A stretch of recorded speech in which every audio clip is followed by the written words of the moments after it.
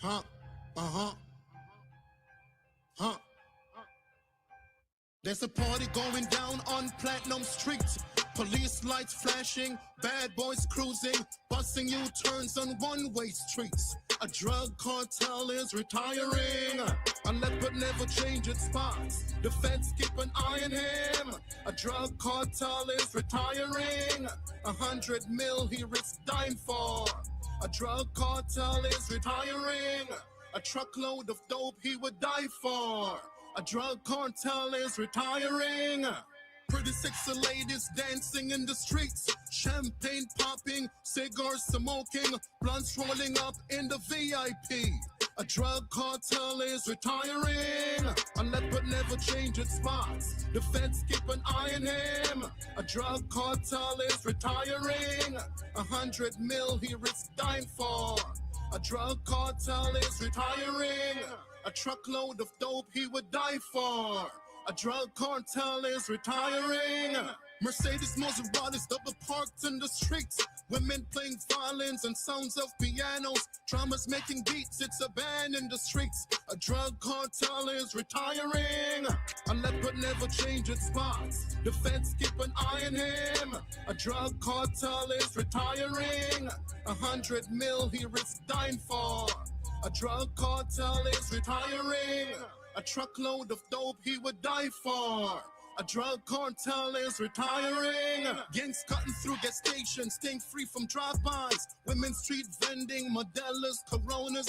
Where the scammers meet, popping bottles in the streets. A drug cartel is retiring. A leopard never change its spots. The feds keep an eye on him. A drug cartel is retiring. 100 mil he risks dying for. A drug cartel is retiring. A truckload of dope he would die for. A drug cartel is retiring. A drug cartel is retiring. A drug cartel is retiring. A drug cartel is retiring. 100 mil he risks dying for.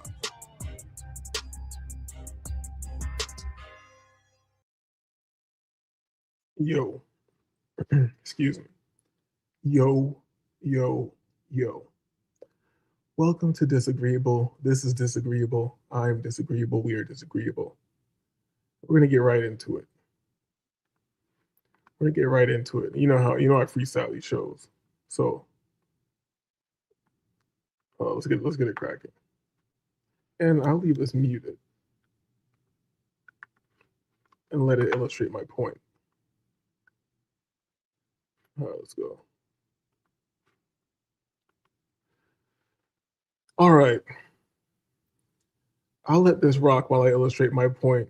And this isn't about weightlifting, physiques, or anything like that. This is about the transmutation of the sad man.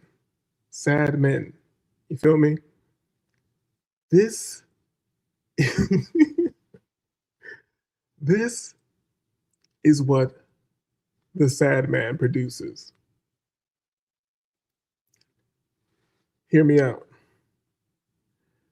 If the sad man doesn't totally self-destruct, self-delete, crash out, or become basically the living dead, he only goes one other direction.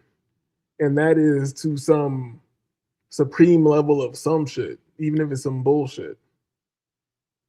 I think it's just very interesting to me. And I'm showing this now just to show where this guy came from. He built himself up, and all of these, like, how do I say it?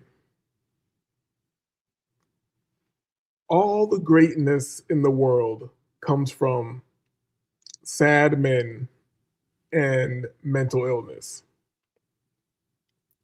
Like David Goggins. I love David Goggins. Highly inspirational. You feel me?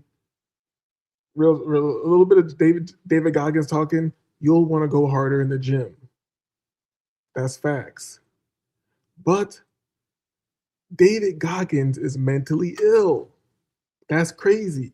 But people don't call it what it is, insanity, because it's like a positive insanity. It's not adding. I mean, it's not taking away from society or your peace, and it might even be adding to your peace because his extreme inspires you to go hard, I guess, to get a bit more. You feel me? But you're just living off the fumes of his insanity. As you can see, that look at him working hard, you know. And but what's the? It's like the sad man must heal from within. Must heal from within, because you look at Larry Wheels, and this is a sad man trying to heal from the outside. I have nothing against Larry Wheels. I'm just using him to illustrate this. I'm just using him to illustrate this point. And we're going to go into another clip to further illustrate my point. But whoever comes in here, I hope you don't think this is an attack on Larry Wheels. You feel me? Hold up. Oh my God. You know I don't pay for YouTube Premium. No. All right. In no way is this an attack on Larry Wheels. I'm actually bigging him up because he's one of the sectors, or he's one of the group of sad men who didn't totally self-destruct from the level of sadness he has, because this level of greatness only comes from the highest levels of sadness. You feel me? But it seems like he might have overcame, but it seems like what's going to get him is what most likely going to get us all in the end. Hold on.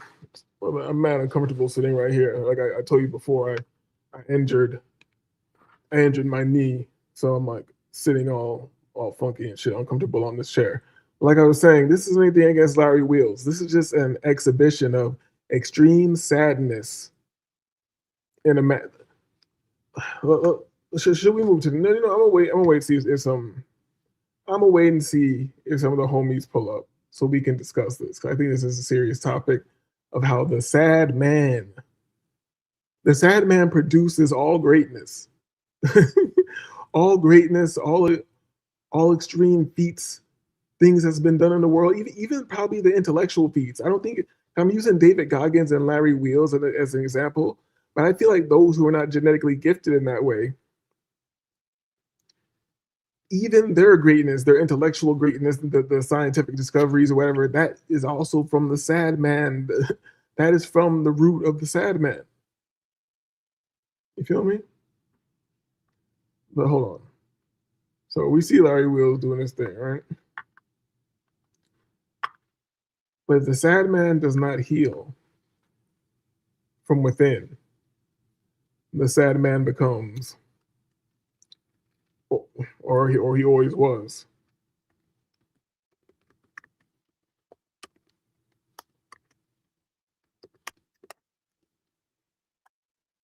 Stick with me.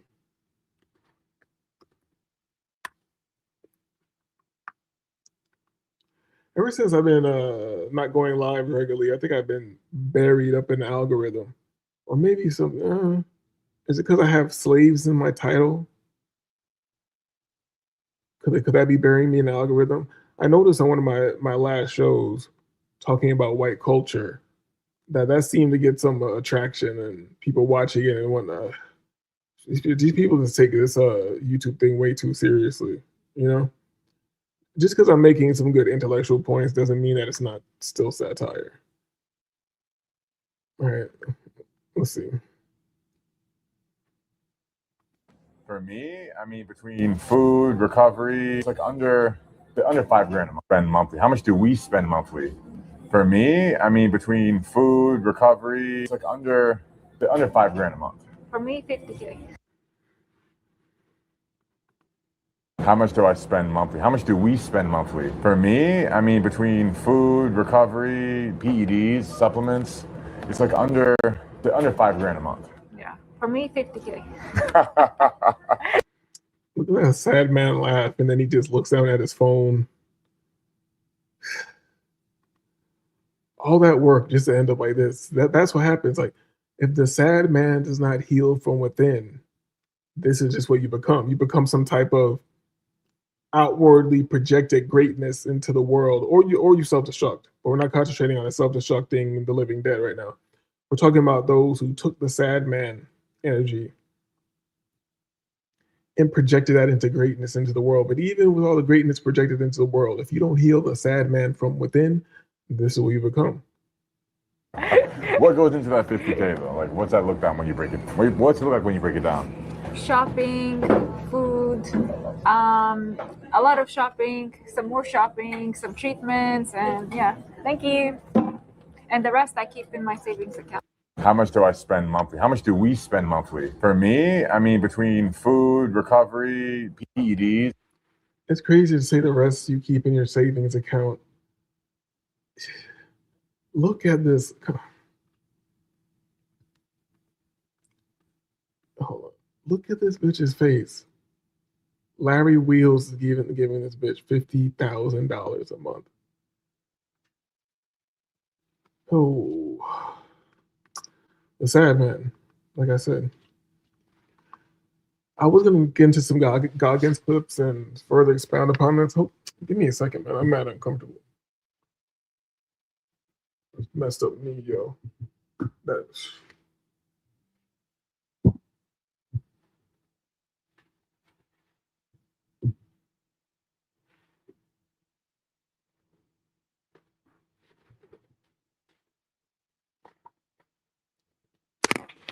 All right, fuck it. That's a little better for now. Yeah, should we get into the? If somebody pulls up, maybe I'll get back into the Larry Wheels. Maybe we should get into the idea of the universal slave. And is Trump still speaking?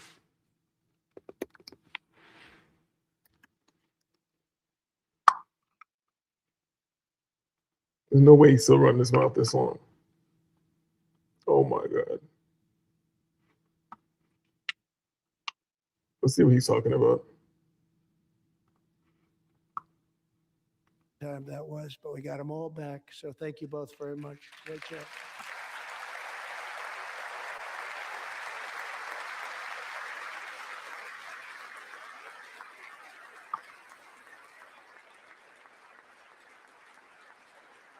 And we're working very hard to end the ninth war, the killing and slaughter between Russia and Ukraine, where 25,000 soldiers are dying each and every month. Think of that, 25,000 soldiers are dying a month.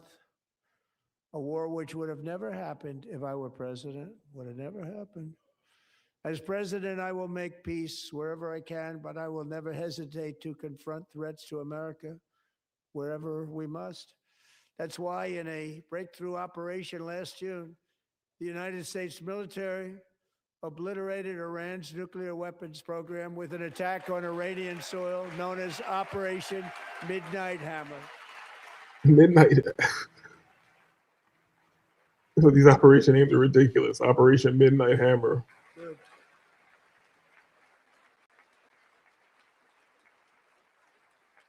For decades, it had been the policy of the United States never to allow Iran to obtain a nuclear weapon.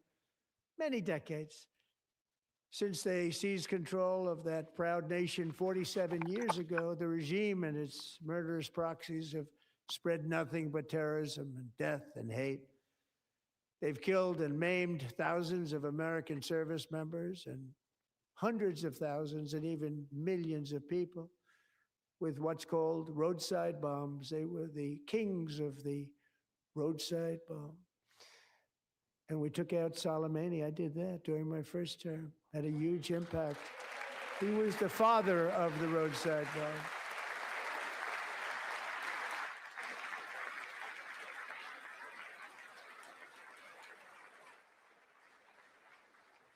And just over the last couple of months with the protests, they've killed at least, it looks like 32,000 protesters, 32,000 protesters in their own country. They shot them and hung them. We stopped them from hanging a lot of them with the threat of serious violence. But this is some terrible people. They've already developed missiles that can threaten Europe and our bases overseas, and they're working to build missiles that will soon reach the United States of America. After Midnight Hammer, they were warned to You heard how he make just no said Midnight future Hammer. attempts to rebuild their Paul. weapons program, and in particular, nuclear weapons. Yet they continue starting it all over. We wiped it out, and they want to start all over again. And are at this moment again pursuing their sinister ambitions. We are in negotiations with them. They want to make a deal, but we haven't heard those secret words. We will never have a nuclear weapon. My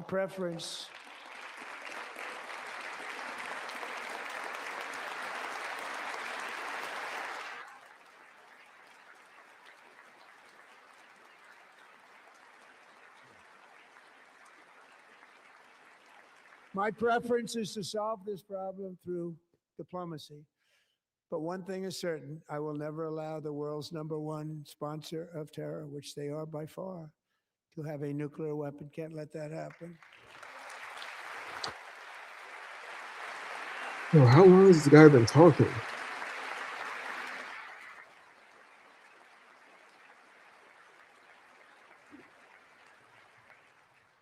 And no nation should ever doubt America's resolve. We have the most powerful military on earth. I rebuilt the military in my first term. We're going to continue to do so. Also, we just approved a $1 trillion budget. We have no choice. We have to be strong because hopefully we will seldom have to use this great power that we built together.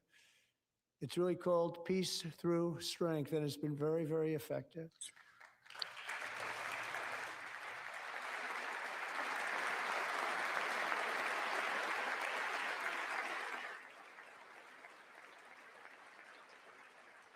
So thanks to Republicans in Congress who are investing that record number of dollars, have no choice, in the United States Armed Forces. Also creating a lot of jobs, but we're not even doing it for that reason. Because as I said, we have more jobs, more people working today than ever before in the history of our country.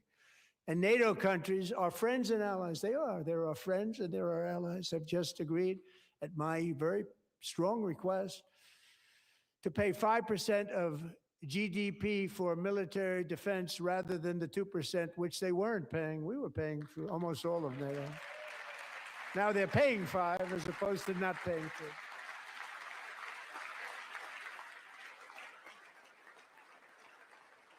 This guy's been talking mad long. And getting that 5% was something which everyone said would never be done, could not happen. We got it really easily. But this does go very well. Big difference between 2% that's not paid. We were paying. This does go very well at my time. I don't even know. I forgot he was speaking. You know, I pay attention to the whatever political economic news for the financial markets, whatever. But this goes perfectly with the universal slaves topics of this clown show can get as ridiculous as it wants to get. The people will, no matter what, as long as they're given a duality, they will choose a side, and then they'll just be able to be led around by theater and nonsense. You know, when this guy earlier said, like, yeah, we want to help with the snow, we want to do this and that, but we have no money because the Democrats. I was like, yo, it's like you could just say things. This nigga just sent like 40 billion to Argentina, to the Spanish-speaking small hats. And we know we're always sending mad, not M's. There's something that normal people aren't used to saying, B's. We're always sending mad B's to Israel and all that. Like, come on, bro. $1,775, and they wanted my approval. And I said, what's the number? 17. That's how you know this is a clown show. And I see people pulling up. If you're here to hear him speak uninterrupted, no, I'm just here to comment on the theater, the clown show, the nonsense. You feel me? And I said, that's good. And I'll tell you what, our military, that was 4 months ago. Our military, I never see a person in the military that doesn't thank me for it, so we're honored to do it. They deserve it. And we call it 1776. It was great. And we love our military. We love our law enforcement. We love our firemen. You know, the firemen don't get mentioned enough. We love our firemen. We're also...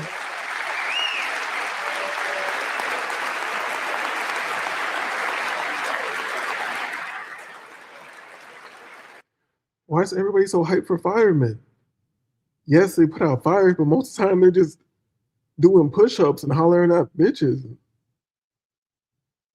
Acting to secure our national interests and defend our country from violence, drugs, terrorism, and foreign interference for years. Large swaths of territory in our region, including large parts of Mexico, really large parts of Mexico, have been controlled by murderous drug cartels.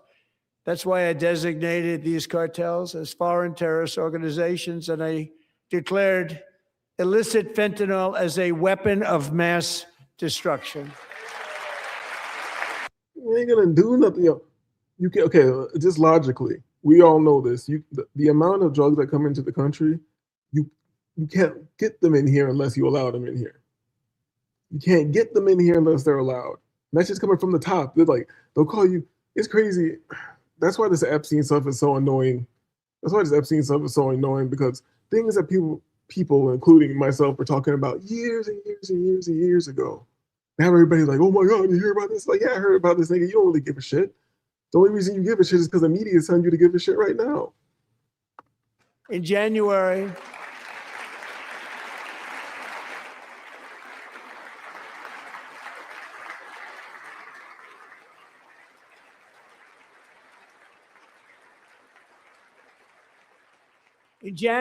elite American warriors carried out one of the most complex, spectacular feats of military competence and power in world history. No one's seen anything like it. Foreign leaders, I won't tell you who, called me and they said, very impressive, very good.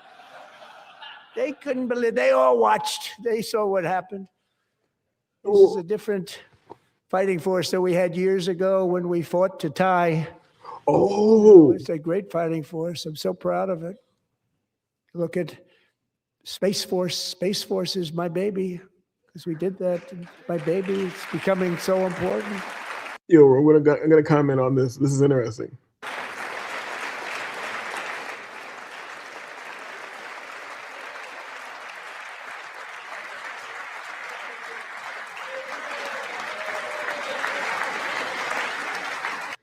Yo, because he said like what we did in January. Am I bugging, or that he's referring to getting Maduro or whatever that Venezuelan guy's name is? So he's referring to that. But if you heard reports from what went on and how it went down, they said they were using some technology that people never seen before. I think they have like the androids doing you know how Elon Musk was saying that the androids and shit were going to be moving around so quickly, the robots, that you'd have to have a strobe light to see them move. Yeah, I heard they were on some shit like that. And then you see, excuse me, and did you see when the Cuban guys who were over there for some reason got returned to Cuba, they were like in goddamn shoeboxes. You feel me? I heard they blend tech these motherfuckers. Vitamix them, dog.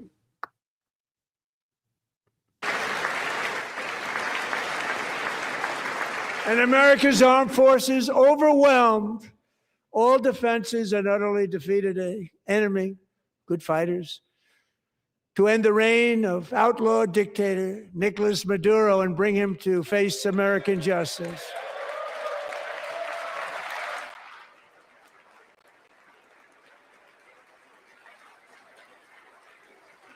And this was an absolutely colossal victory for the security of the United States, and it also opens up a bright new beginning for the people of Venezuela. We're working closely with the new president of. I'm not political. I'm everything. I'm absurdist. Everything's fake. You feel me? But from a non-political stance, if it's safe out there and I can get some property in Venezuela, I want some yesterday. You feel me? Oh my God, I'll be in Venezuela chilling. Whew. Oh, My bad, I'm letting this play. I'm thinking about fucking Latinas. Venezuela, Delcy Rodriguez, to unleash extraordinary economic gains for both of our countries and to bring new hope to those who have suffered so terribly. They really did suffer. With us tonight is Alejandro Gonzalez. She grew up in a tight-knit Venezuelan family and was especially close to her beloved uncle Enrique. But after Enrique ran for office and opposed Maduro, he was kidnapped by Maduro's security forces and thrown into the regime's really infamous prison in Caracas. Alejandro feared she would never see her uncle again. She feared for her own life also. Psychological operation is popping. Trump, they just like to call this guy an idiot or whatever, but he really knows about the hypnotic language, neurolinguistic programming, and it's really the hypnotic language, and well, maybe I don't want to go too deep into that right now. If you know, you know. He's here tonight. We brought him over to celebrate his freedom with you in person. Enrique, please come down. Propaganda, psyop, come on down. You get a car, you get a car, you get a dictatorship. You get a fascist government. You get an overwhelming number of people who don't fit into your culture. You feel me?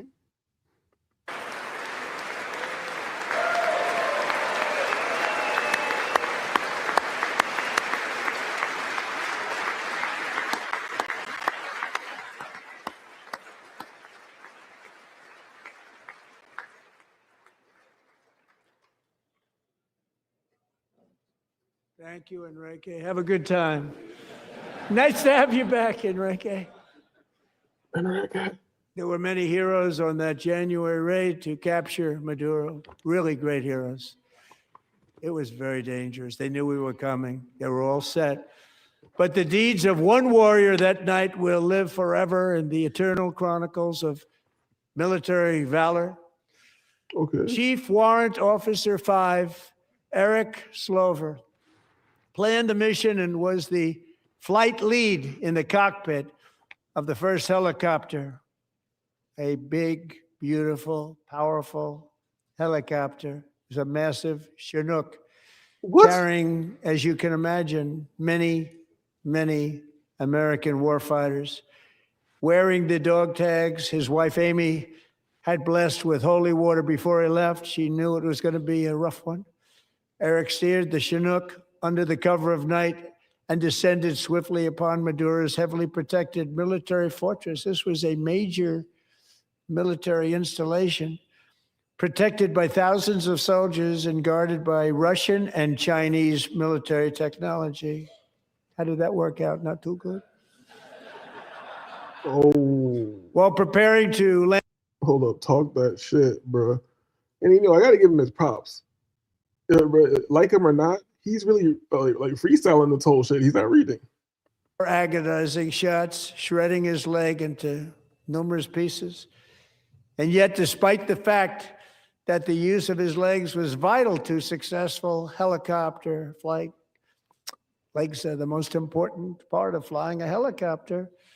To deliver the many commandos who would capture and detain Maduro was the only thing Eric was thinking about. Then, even as he was gushing blood, which was flowing back down the aisle, helicopter lands at a steep angle.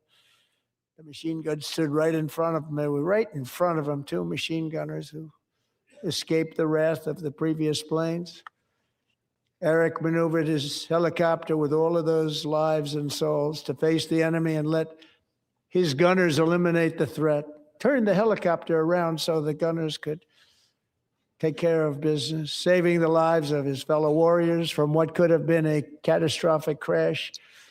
This whole Maduro thing, I really feel like it was about getting the word out there on the low about the level of technology that the U.S. is dealing with. That's why he keeps throwing shade about, oh, the world leaders called me and said very impressive. Then he starts talking about technology right now, and he said they were guarded by Russian and Chinese technology, but it wasn't much. You feel me? This is all secretive language going on this low-key world leader, elite bloodlines talking to each other in weird codes but the plebs, the goy, the lower, the the serfs, you feel me, the peasants, most of us, that's what they want you to be.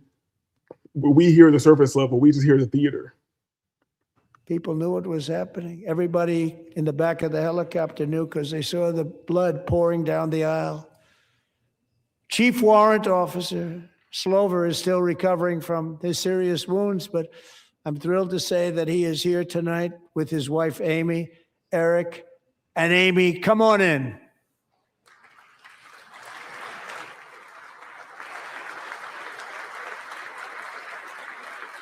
What's up with all these cameos? Like, what is this shit? This shit looks weird too. It looks like goddamn the set of Judge Judy or something.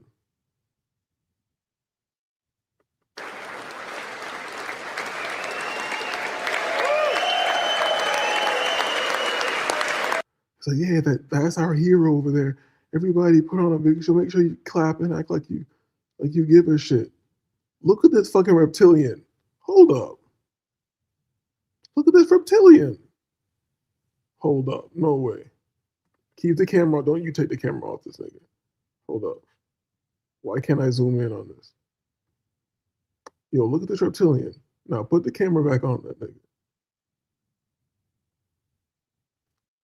Put the camera back on that nigga, man.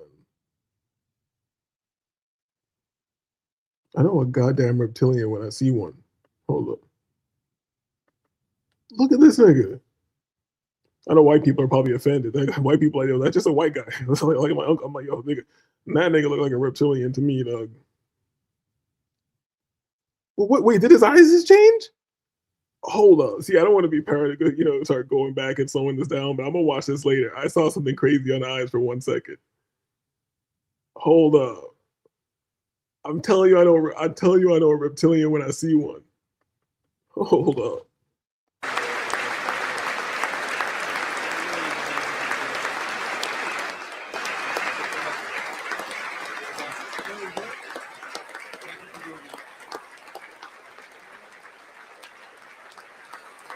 And why they put that little ass chain on him? They gave him the young boy chain. You feel me? Like what the young guys rock these days, little choker chain, man. This is a grown reptilian in the military.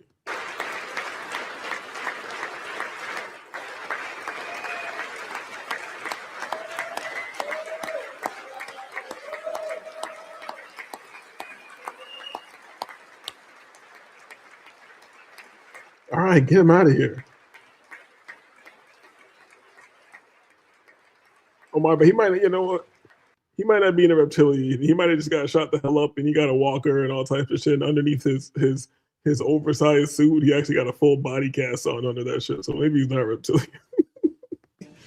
You notice the name Fort Bragg. We have it back. We brought it back. We won the First World War with it, the Second World War with it, and then they decided to change the name. So we changed it back. Everybody wanted to change back too. And 10 of Eric's fellow warriors from that incredible night of victory will also be receiving medals at a private ceremony that will soon be held at the White House, and Eric will be there. Thank you.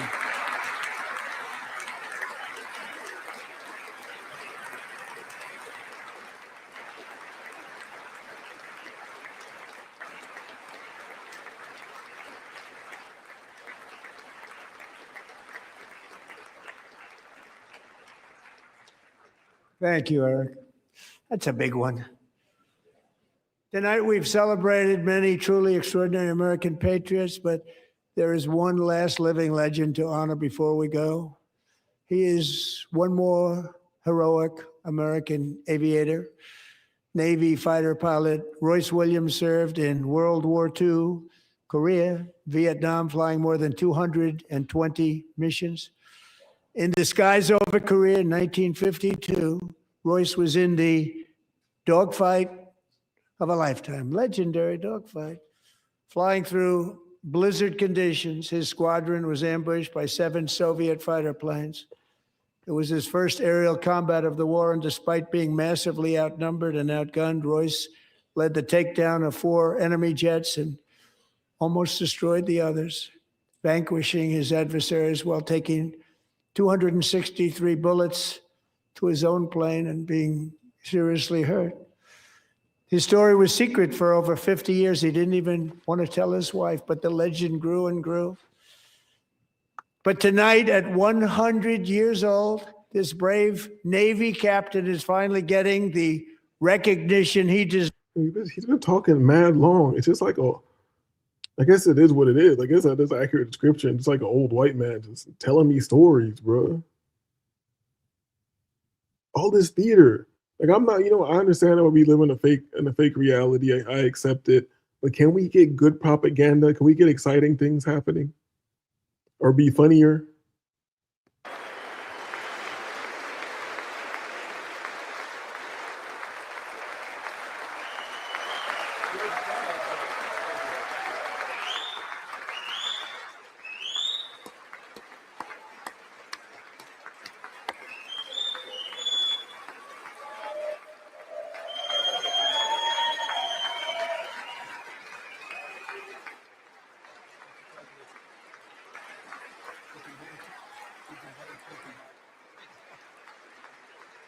Damn, look at this damn reptilian. Hold up. Hold one. Yo, look how they put the star on his neck. And do you notice something about the star position? That shit is upside down. That's an inverted pentagram. That's the goddamn Baphomet they put on. We're watching a ritual go down right now. Some old witchcraft.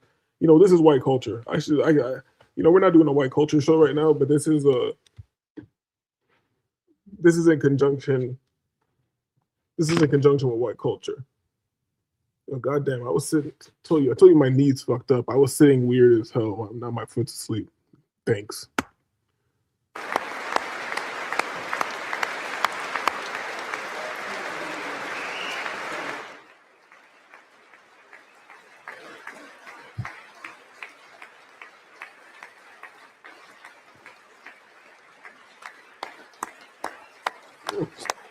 Look at this, look at this.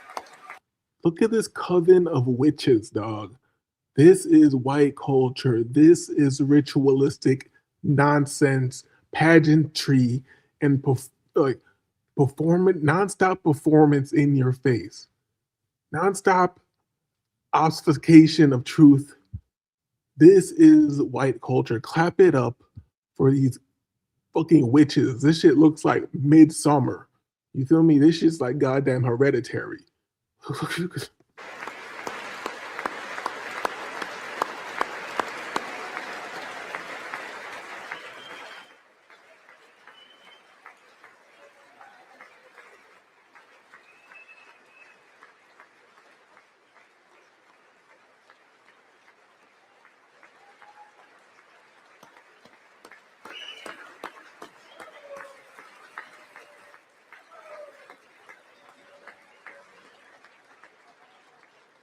Thank you, Royce, and thank you, Eric.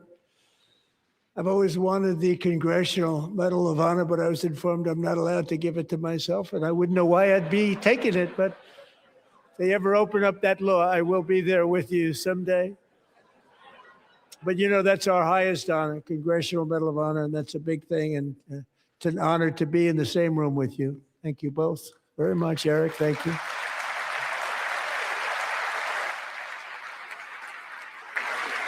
Stand up, clap, perform, performative, yes.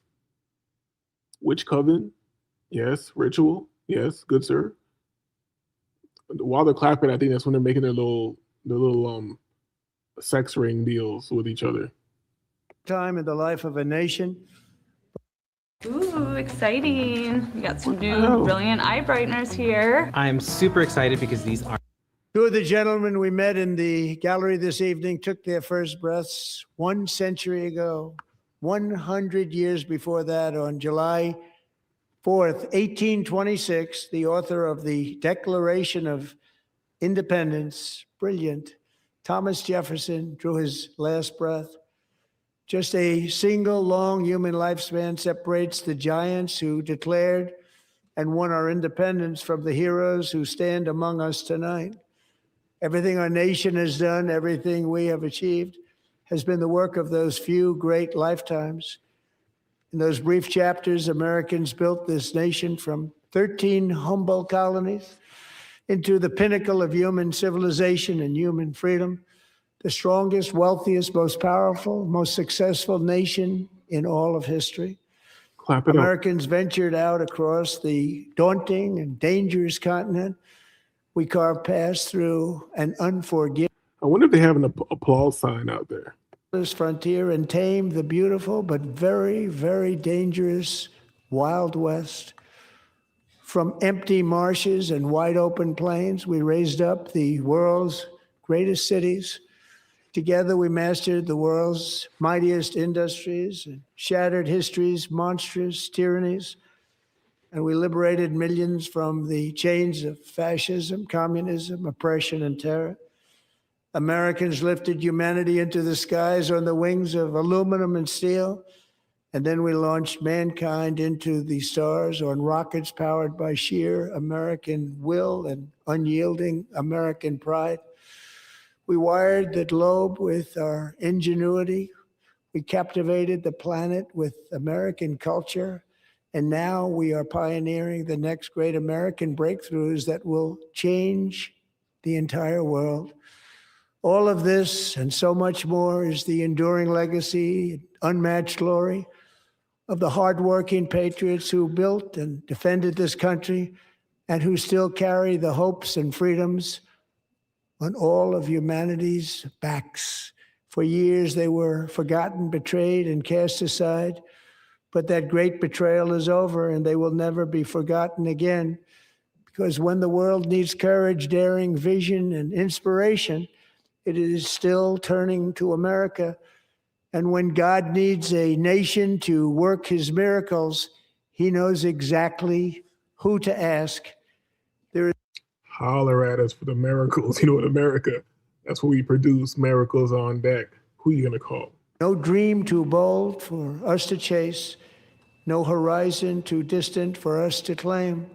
For our destiny is written by the hand of providence, and these first 250 years were just the beginning. From the rugged border towns of Texas to the heartland villages of Michigan, from the sun-kissed shores of Florida to the endless fields of the Dakotas, and from the historic streets of Philadelphia to right here in our nation's capital, Washington, D.C., the golden age of America is upon us. The revolution that began in 1776 has not ended. It still continues because the flame of liberty and independence still burns in the heart of every American patriot. And our future will be bigger, better, brighter, bolder, and more glorious than ever before. Thank you, God bless you, and God bless America.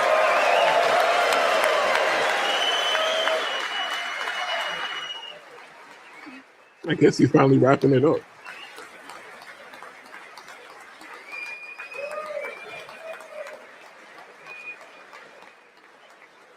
You know, look at people trying to get out quick, like a movie theater. People trying to get out quick.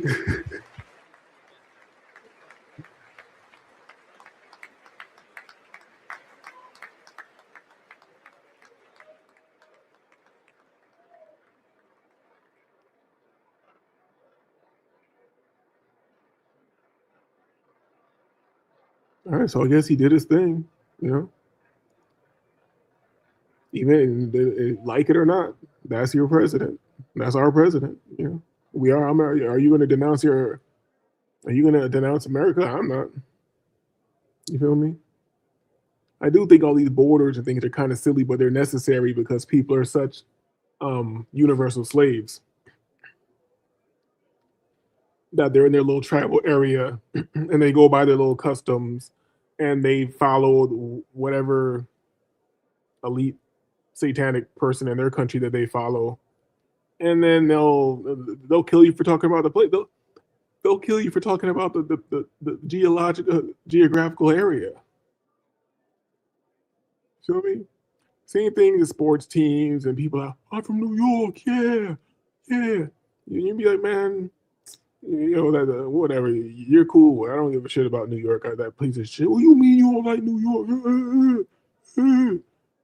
Motherfuckers ready to beef over a city. beef over political ideology. Look at the black man trying to get his hand shaken. Did he shook his hand? Look at that motherfucker.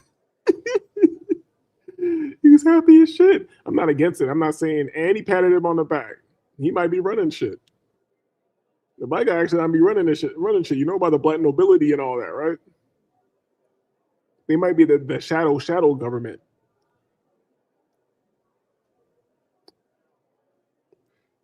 But yeah. Trump, you son of a bitch. They're all horrible to me. So I kind of like Trump because he's funny sometimes, at least. Biden was never intentionally funny, ever. It was just pathetic. It's just pathetic. At least this guy like got a little comedic timing. You feel me? I can rock with that. As far as the other stuff that I know they're whatever Satanists and all. I'm keeping the surface level.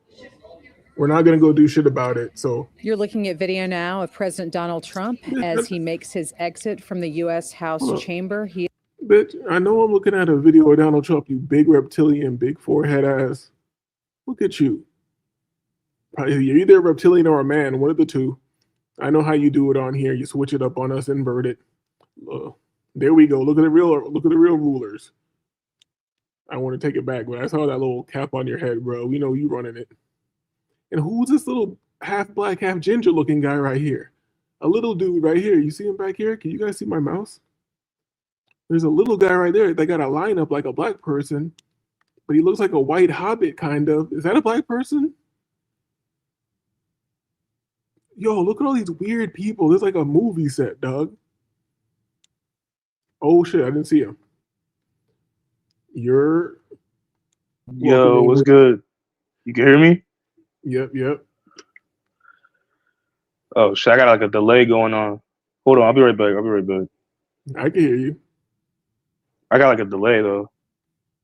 All right. Do I need to remove you or you just go out and come back?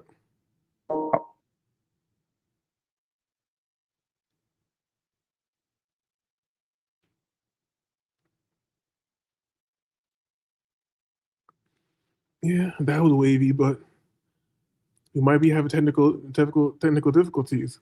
Actually, I'm right by the router right now, so my church should be super fast. Hold on, let me readjust the share real quick. Like I said, knee is messed up. I've been out of motion for like 5 weeks now.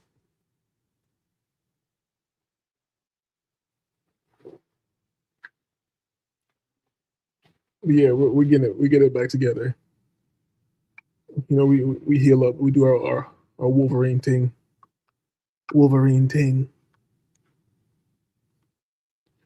You're welcome and wavy. Yo, you can hear me? Yeah, I can hear you. Yeah, there's something. Oh, okay, actually, I think I'm good now. You can hear me, right? Yeah. All right, we good. All right, what's good, man? What's going on? Well, I'll catch you up real quick. I started out the show talking about sad men, and I was just using Larry Wheels and David Goggins as an example because I kind of have respect for these guys on a level of like dedication to change your body, change your mind, do whatever, run a whole bunch of miles just because you can force your mind to do it. But I'm talking that all comes from sadness because the sad man either creates greatness or he self-destructs or becomes the living dead. There's no real in between. There's no real in between for the sad man. And I would say like not even to. And I use them because it's physical feats. You can look at them and see what it is. But I think even technological advancements and intellectual feats also come from the sad man. For sure, like even on an artistic, especially on an artistic level, like good music comes from pain and melancholy and depression and shit. So men have to manifest that energy, channel that energy into something productive, like you said, to destroy themselves. Everything, every building. That's what people need to when you walk around all day. You need to realize anything interesting or good that helps you out in life came from just sadness and suffering of some man. You feel me? And the only way, and then my other thing about it was showing Larry Wheels with his you know what, since you're here, it's very short and Trump's finished talking, so we'll get out of here. But I want to get to this shit too though, because this shit look crazy. It's like the Met Gala of politics and shit. So all the Illuminati niggas just congregating and shit, linking up. Yeah, well, I was saying it was a ritual or whatever. Like I don't really give a shit about Larry Wheels. We don't got to go into it. I was just showing that how he ends up as this rich guy. He changed his body, world records, rich, chilling, just to get a piece of shit bitch talking to him like a fucking idiot online in front of people. And I can tell he's not putting on a show. I can tell that he's actually like a sad man, you know?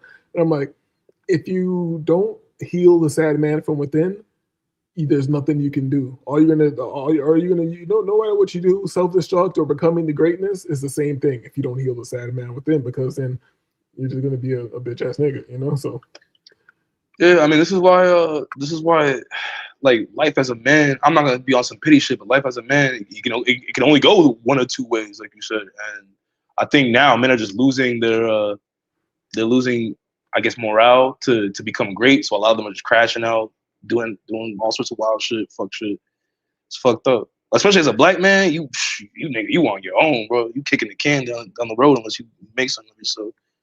you know, but that goes with the last part of my title. You have to maintain the arrogance and audacity Facts. to do what you want to do. Because it seems like if you really want to just look at things and fall into it, you can say, "Oh, I'm in hell," and I've said this plenty of times that we are in hell. But this is okay. You know what? We are in hell. But this is my arrogance and my audacity. I'm still gonna be cool and in hell, as Rico Reckless would say. You feel me? Right. So, Right. Yeah. But speaking of hell, we got all the reptilians lined up. They chilling. I don't know. What do you make of this shit? some performative nonsense, just like everything else. It's all just performative nonsense. I can tell during certain parts that the world leaders are speaking earlier. He's speaking to the world leaders and the elite in a different language. So Right. we only though the adept can tune into it.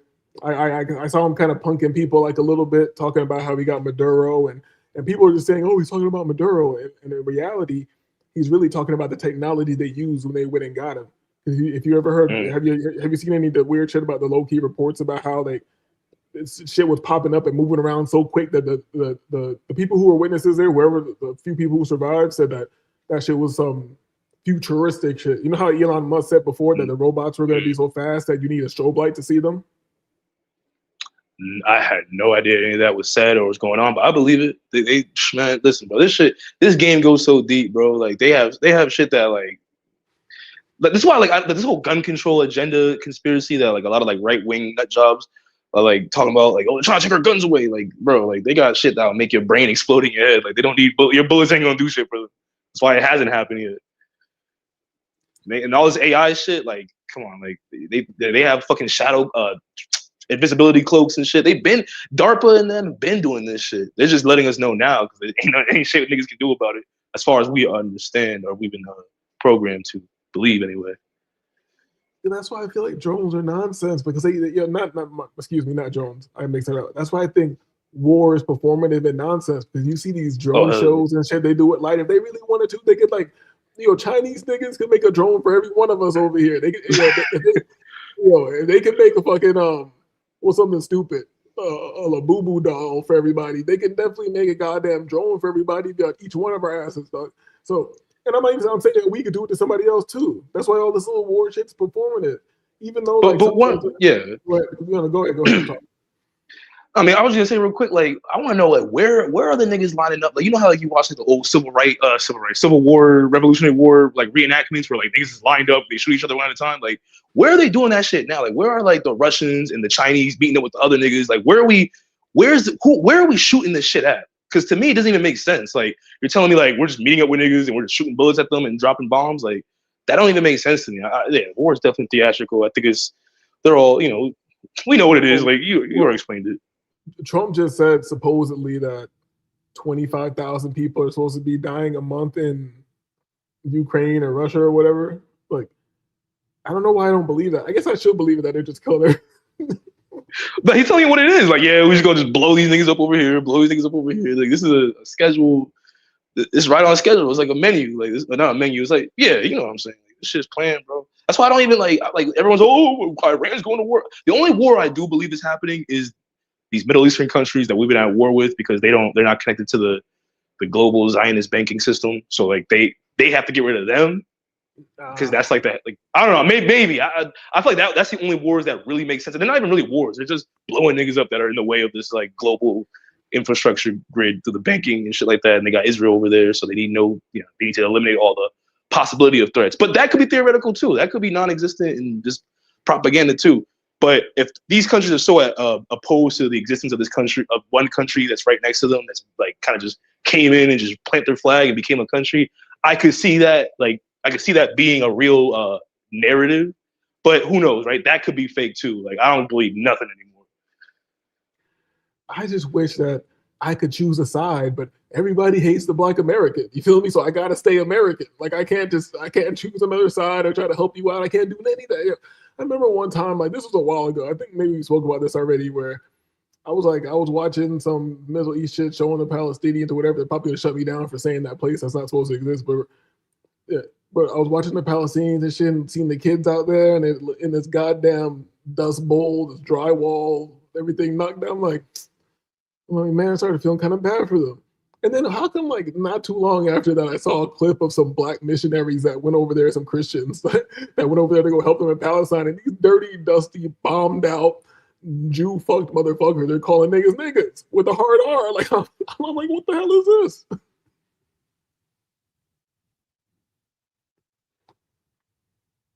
You're muted up if you're talking.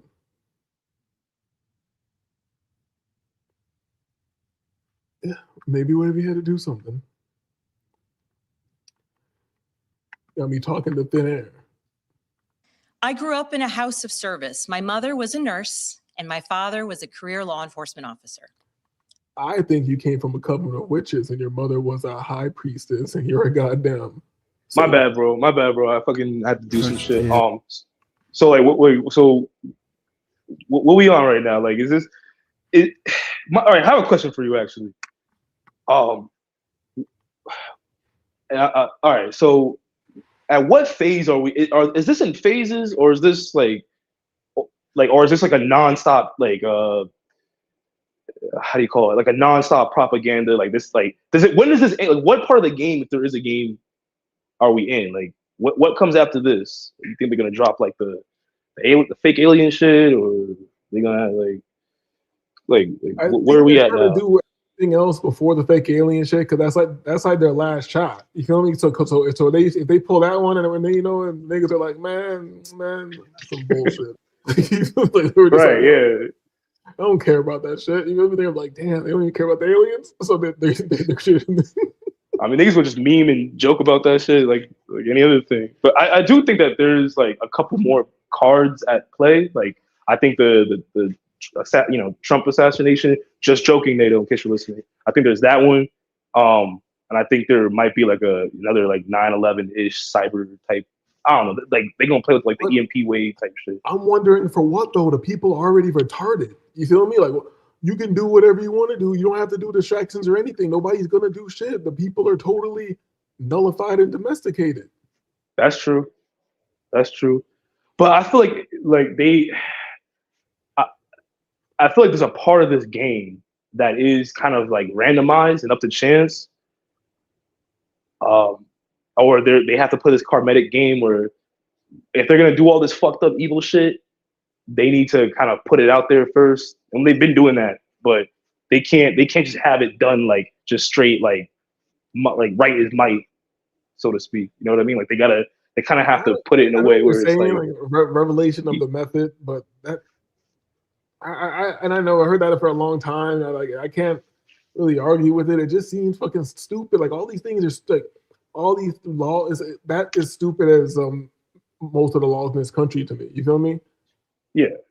It's like believing in that is almost like believing in the like I said, the universal slaves. Everybody just wants to believe the theater that they've been given and they'll protect the theater. You feel me? Like no, they got to tell us, or maybe there's some white hats in there, some good guys, and they leak out this information. I'd be like, and people are going through the Epstein files, and you know, if I want to dumb myself down to a mundane level, yeah, we could talk about Epstein. But if I really think on a level that I'm thinking, I'm like, yo, you're not seeing nothing they don't want you to see. They're doing psychological operations on you on a level that you don't understand. They're probably aiming at your fucking epigenetics. They're probably trying to get your grandkids. They're aiming at the psychology in your ball sack right now. You feel me? They're not even going at you.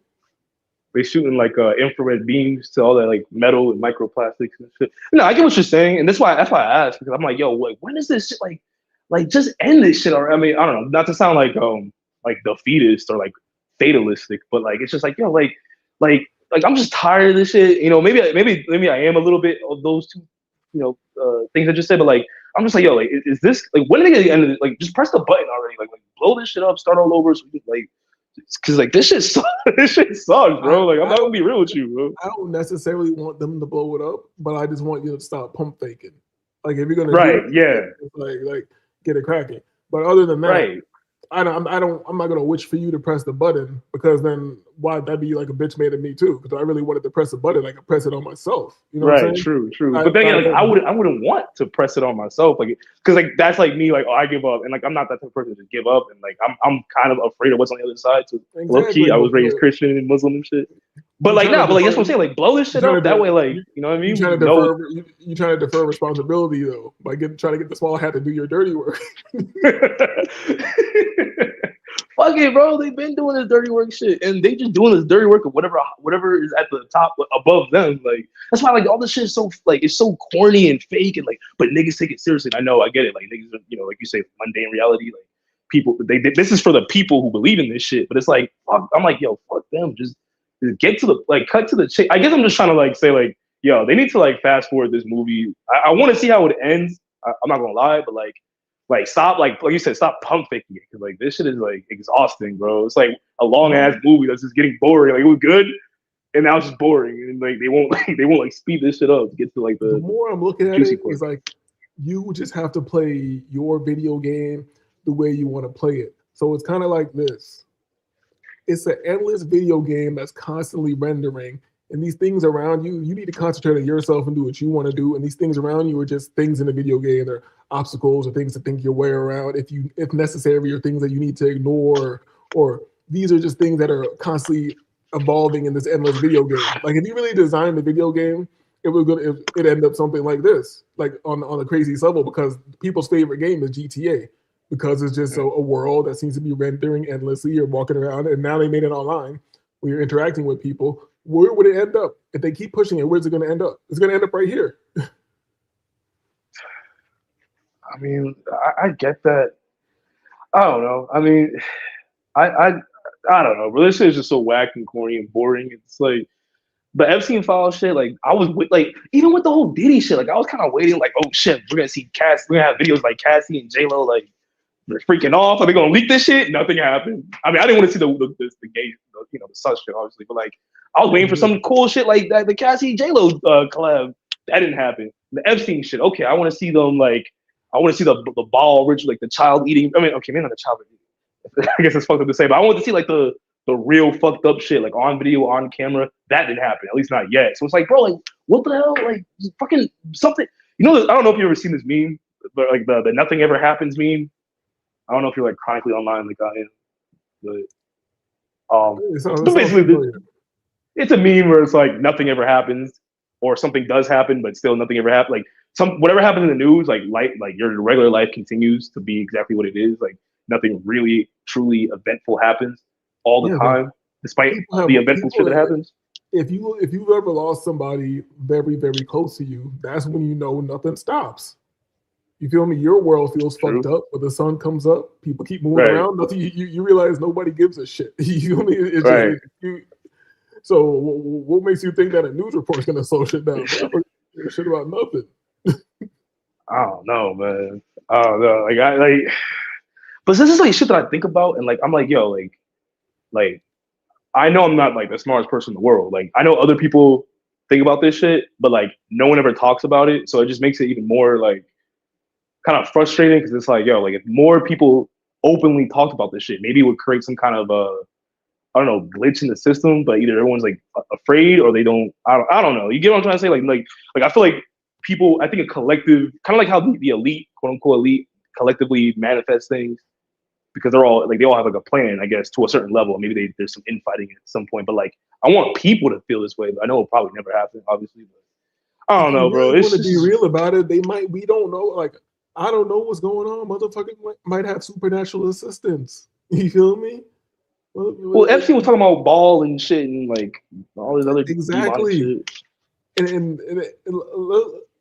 let's just say that the fact that they want the public to know, they want to start normalizing it in a way like, yeah, they want to get back to the Aztec shit and roll heads down the thing, and you know what I'm saying? Like, they're trying to get back to the old days. They want that old thing back. Yeah, right. God damn.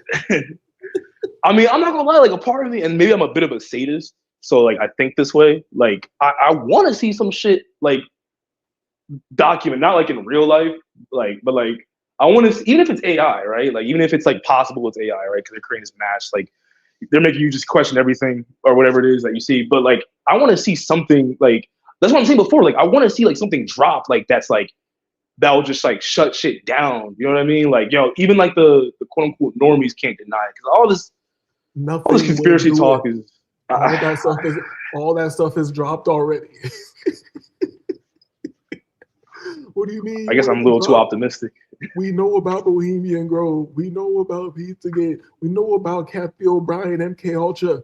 Everything that I was watching 20 years ago is true. You know what I'm saying? Like, facts. Like, and it's crazy because like people like I don't know. I hate to use the word normie, but if you converse with like quote unquote normies or whatever ham and eggers, whatever you want to call it, like people like that, like they still don't believe. Like you'll talk to them about this type of shit, and they'll still be in denial.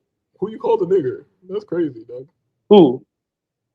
You said you was half a nigger or something like that. No, I said ham and eggers. Ham and eggers.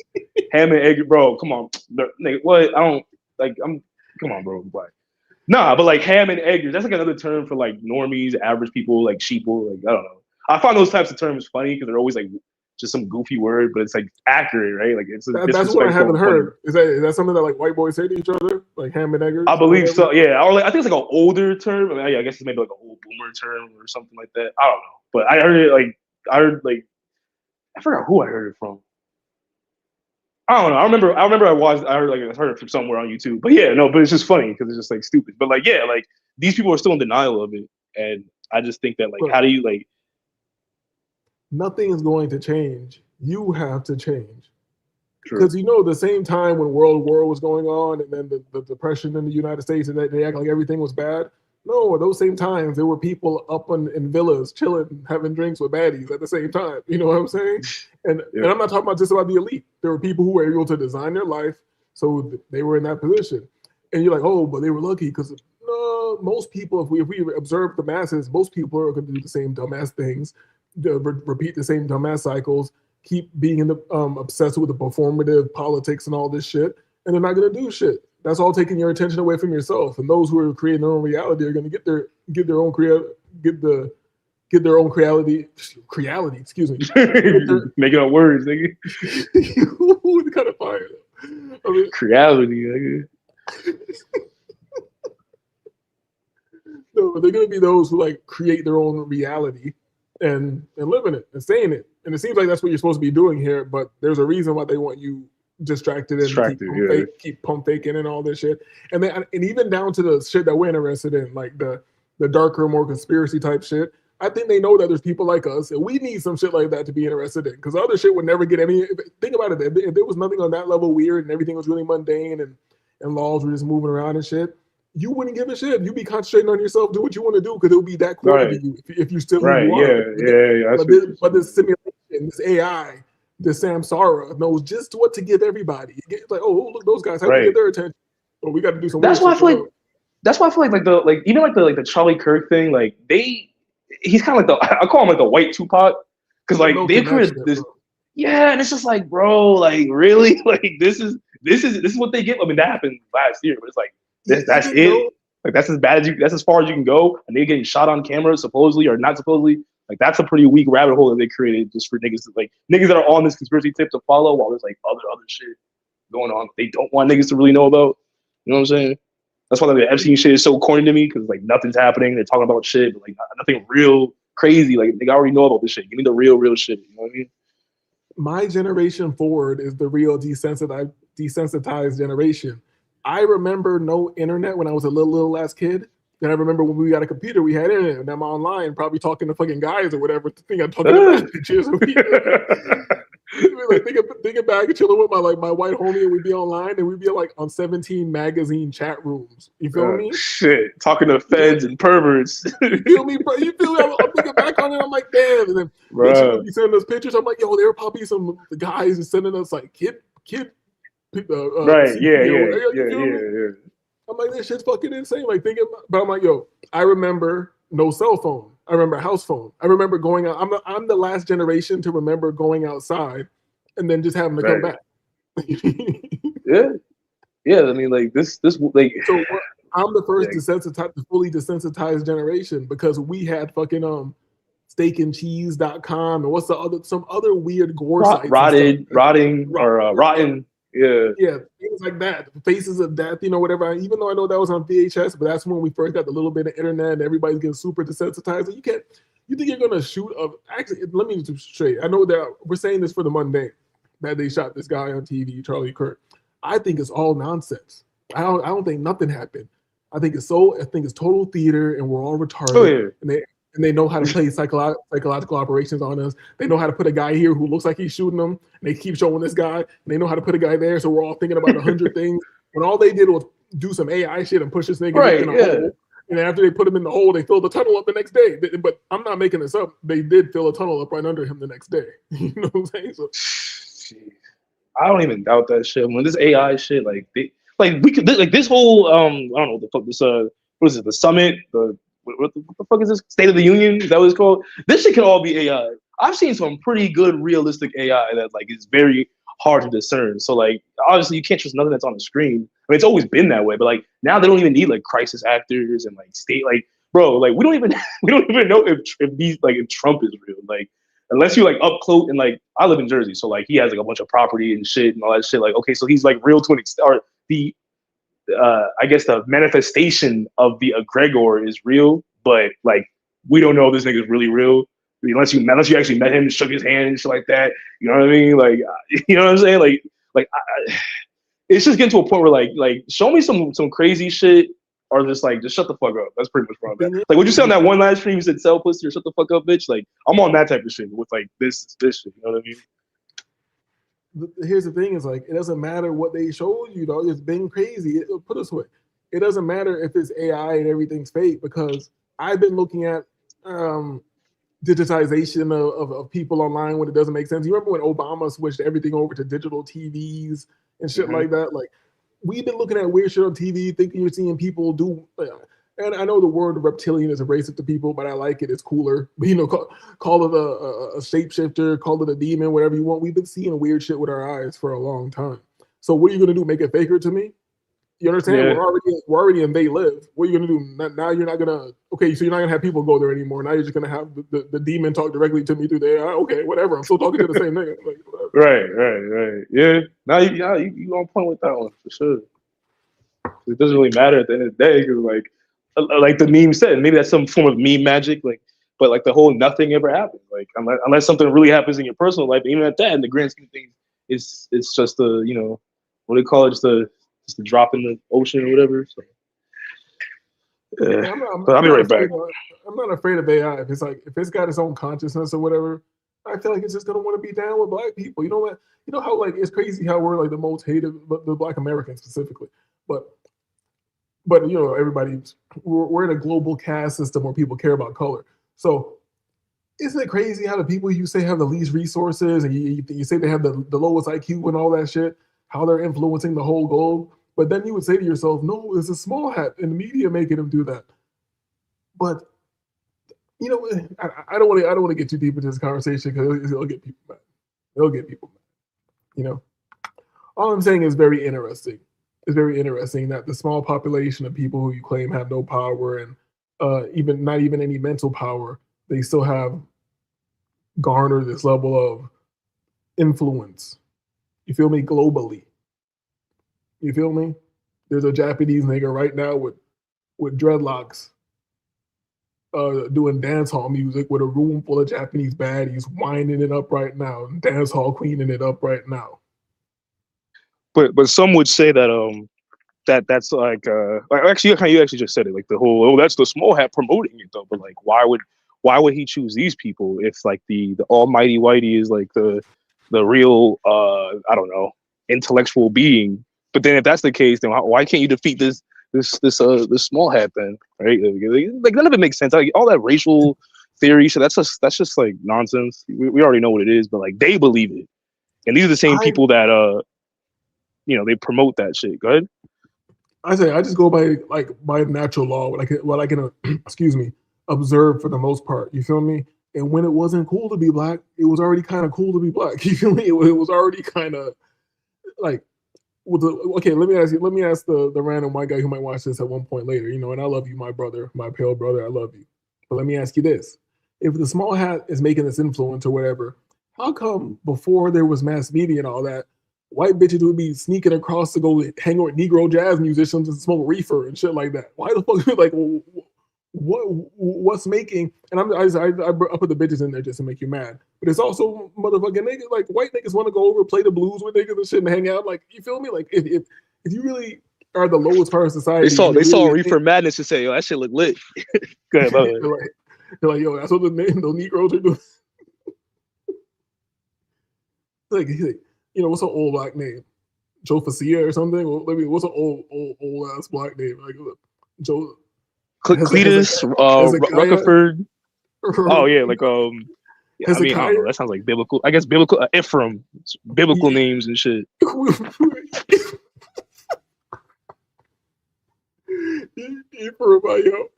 Rephrahim or whatever. It was like, that's what you guys do over here. I heard if I came over here, y'all going to kill me.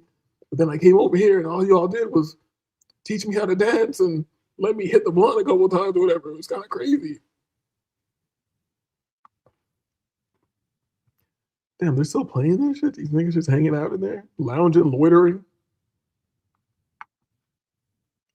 Man, this shit is just a waste of bandwidth, bro. Like, it's not, like, what are they gonna talk about? Yeah, everything sucks and will continue to suck. All right, show's over, like, meeting's over. Like, what is this supposed to be for? Like, I don't even know. Like, what is, like, I'm asking a serious question. Like, I know it's theater, but like, it was funny as hell earlier when I heard like Trump was like, we want to help get the snow out. We want to move the snow because the Democrats, we don't have any money. I was like, yo, you just sent like $40 billion to Argentina and you say you don't got no bread to move snow.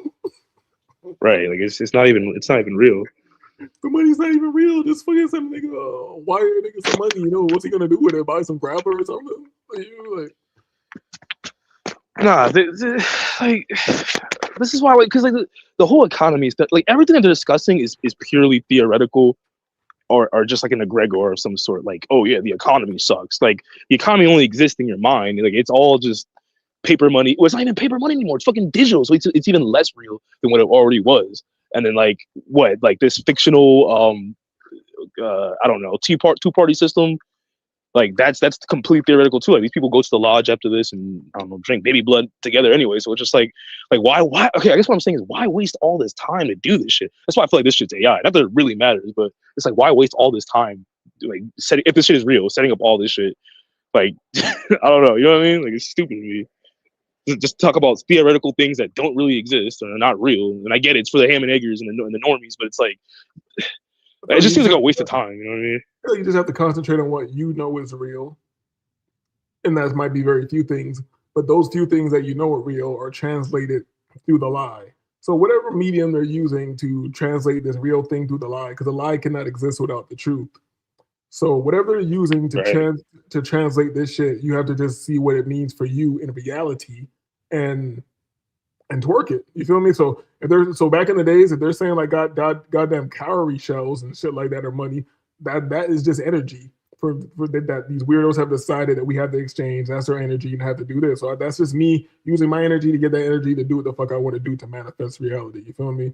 So if I don't care if it's a cowrie shell, a goddamn gold medallion, a little gold nugget on a scale, I don't care if it's a silver dollar. I don't care if it's a fucking whatever it is, fiat money, currency, whatever you want to say it is, I'm gonna get it and twerk reality how I need to twerk it. You feel me? Or if you maybe how you want to twerk reality doesn't require that, and you just slide into the wilderness or some shit like that, and then you don't need to deal with that energy exchange. Because then again, you really are to enjoy luxuries. You really are trying to operate in their world or whatever. You feel me? And I haven't evolved fully yet. I like 5-star hotels and villas and box workers overseas and things like that. You know, and those things take some money. No, I get what you're saying. It's real, but it's not real, but it's just a tool or whatever it is. But like, it's just like the whole like, I guess state of it, like to have a whole, yeah, it's nonsense. But that's why I like trading, because you have to change your relationship with money in order to be a successful trader. You can't be in fear. You can't think this is something I have to hoard. You can't think if I lose this, I'm never gonna get it back. You have to totally be an uncommon thinker. You feel me? And then once you really lock in and understand the shit, a very small percentage of people are going to do that to truly get the results. But once you get the results, you are bringing in money so quickly that I think it makes you even freer, because once you start bringing in money that quick, you realize it's total bullshit. You realize even though you might realize it's total bullshit now, you still need it to function, so it fucks with you. Once you start bringing it in so quickly that it means nothing to you, you're not going to get to the level of like a Rothschild or some shit like that, where money means this is just nonsense for the plebs. But it will totally change your reality to a different level. You feel me? Where you look at things totally different, and that's why somebody who tends to get some money, they tend to keep getting it. You feel me? That's why Jay-Z said money ain't a thing. And here's the thing: you have to decide how you get the bread, because it's hard to get it in. Or if you're very multifaceted, you can keep getting it in different ways. One person who's very good at something tends to do the same thing again until it blows up on them. You feel me? Or until that opportunity is no longer available. So you have to be careful about what you select, or you have to be very diversified in how you move. Yeah, no, totally. It makes complete sense. Like you're gonna have to use this fictional thing, well, then like think of it as an unlimited thing that can be created and flow in different ways. Yo, but I remember the last time I spoke to you, like you told me a crazy story and I couldn't respond to you because you couldn't hear me. Like something happened on the StreamYard or something like that. Oh yeah.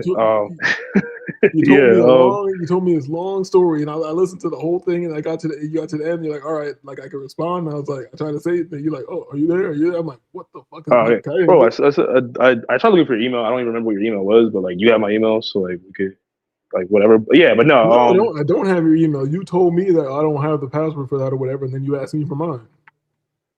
Well, put your thing in the side chat thing, and then I'll just copy and paste it. But yeah, I can't. I mean, I don't want to tell a story online. It's nothing really eventful. I mean, it's stupid. It's more stupid than like. Oh, no, I'm not saying you got to tell the story. I'm just saying that that shit was pretty. I don't really remember 100%, but I remember it just kept getting crazier and crazier. Oh yeah, like basically like a dude that I was staying with, he like wilded out and like threatened to take himself out because he thought like I was like doing something with this girl, and I really wasn't. Like I really wasn't, and like I don't know, it just got weird. It just got crazy. Like it's so stupid. Like I don't know. I'll tell you later. I'll tell you after the stream, I guess. But it wasn't really anything that there's nothing flashy or worth bragging about. Did you watch the other stream when I did the one that you came? No, you think you came in at the end of the stream or something like that when I did the one. Yeah, your last stream. It was like at the very. I think I tried to listen to it and then ended up falling asleep just because like I was already tired. Yo, but why people get so mad about that shit? If we or you or I wanted to run it up, making a channel that just talks about it and not really hateful, like the way I kind of do it, where people they're so bothered by it, but it's not really hateful. That shit would run it up. Anytime I do something like that, I always get mad people, and I wasn't even really baiting for them during that show, but mad people come through and always want to comment. Those shows always go up more. I know if I did a channel where I say it within the rules, but I just don't care about anything like that. But I see the potential for Brett, and we're in the era where everybody's a recluse and a weirdo, And the worse the economy gets, the more the media gets consumed, the more the vices get consumed, the more the strip clubs and the pornography does better during recessions and shit. So if you really want to get, it's crazy how that all the vices and shit get. I guess people are stressed out. Yeah, people need an escape and the distractions and like the dopamine and also like just like people need to feel something. So like even rage bait, like because what you're describing, that type of content, basically just rage bait. So like that's why like I don't know if you saw like the I don't know what award it was, but like it was Michael B. Jordan and some like other black guy, like some like white dude with Tourette's said the N-word, like supposedly with like, right, exactly. That's like but that's the type of shit. Like people need something to take them out of their meaningless lives, and like vices and distractions do that. And let me Media ask you distractions. I've seen that happen, and to me, Tourette's is some TV shit. It might be a psyop because I'm old as shit now. I've been in mad different schools, traveled around all types of shit. I've seen retarded kids, Down syndrome. We've seen these kids. I never seen the Tourette's nigga. Never. We even seen albino kids. We seen albino kids. We never seen the Tourette's nigga. You knew a Tourette's nigga? That like wasn't fully like retarded. No, like just like a regular dude that just occasionally just goes off. These people who are like Instagram, like these cute girls who are like, fuck, and you know, nah, fart. Like, nah, I've never seen that in real life. And there's like it's funny because there's like a South Park episode that Cartman faked having Tourette's because he saw like kids with actual Tourette's like just saying whatever, and Cartman's like an a-hole, so like he started to fake Tourette's so he could like just say a bunch of crazy wild shit. I kind of feel like they were trying to tell us like this is what that is, but like the medical system, they kind of like it's kind of like girls cutting themselves. I don't think girls cut themselves until they put that shit out in the media and put this image out of somebody. Right. And then these doing ass bitches out here, I want to feel something. You feel me? Like, and it's crazy the amount of bitches, because I be liking weird bitches, so that it's not like a weird bitch. But right. It's crazy the number of bitches I came across who've had like little. I don't talk to them about it, but I look at it, I'm like, this is some cutting shit, dog. You feel me? Like little lines on their arm. I'm like, oh yeah, I used to date a girl who used to do that shit, and it was so performative, but it was so like oh, you need to like I saw like My Chemical Romance sing about this type of shit, and now I want to do it. It was like that, but that's like just another form of engineering at the end of the day. Like they'll put something out there, maybe justify it with some medical BS propaganda, and then it becomes real. Like, you know what I mean? Like that's just kind of how most indoctrination through media works. They have to justify it with medical, and then they push it to the media, and it becomes real life. That's how they manifest it.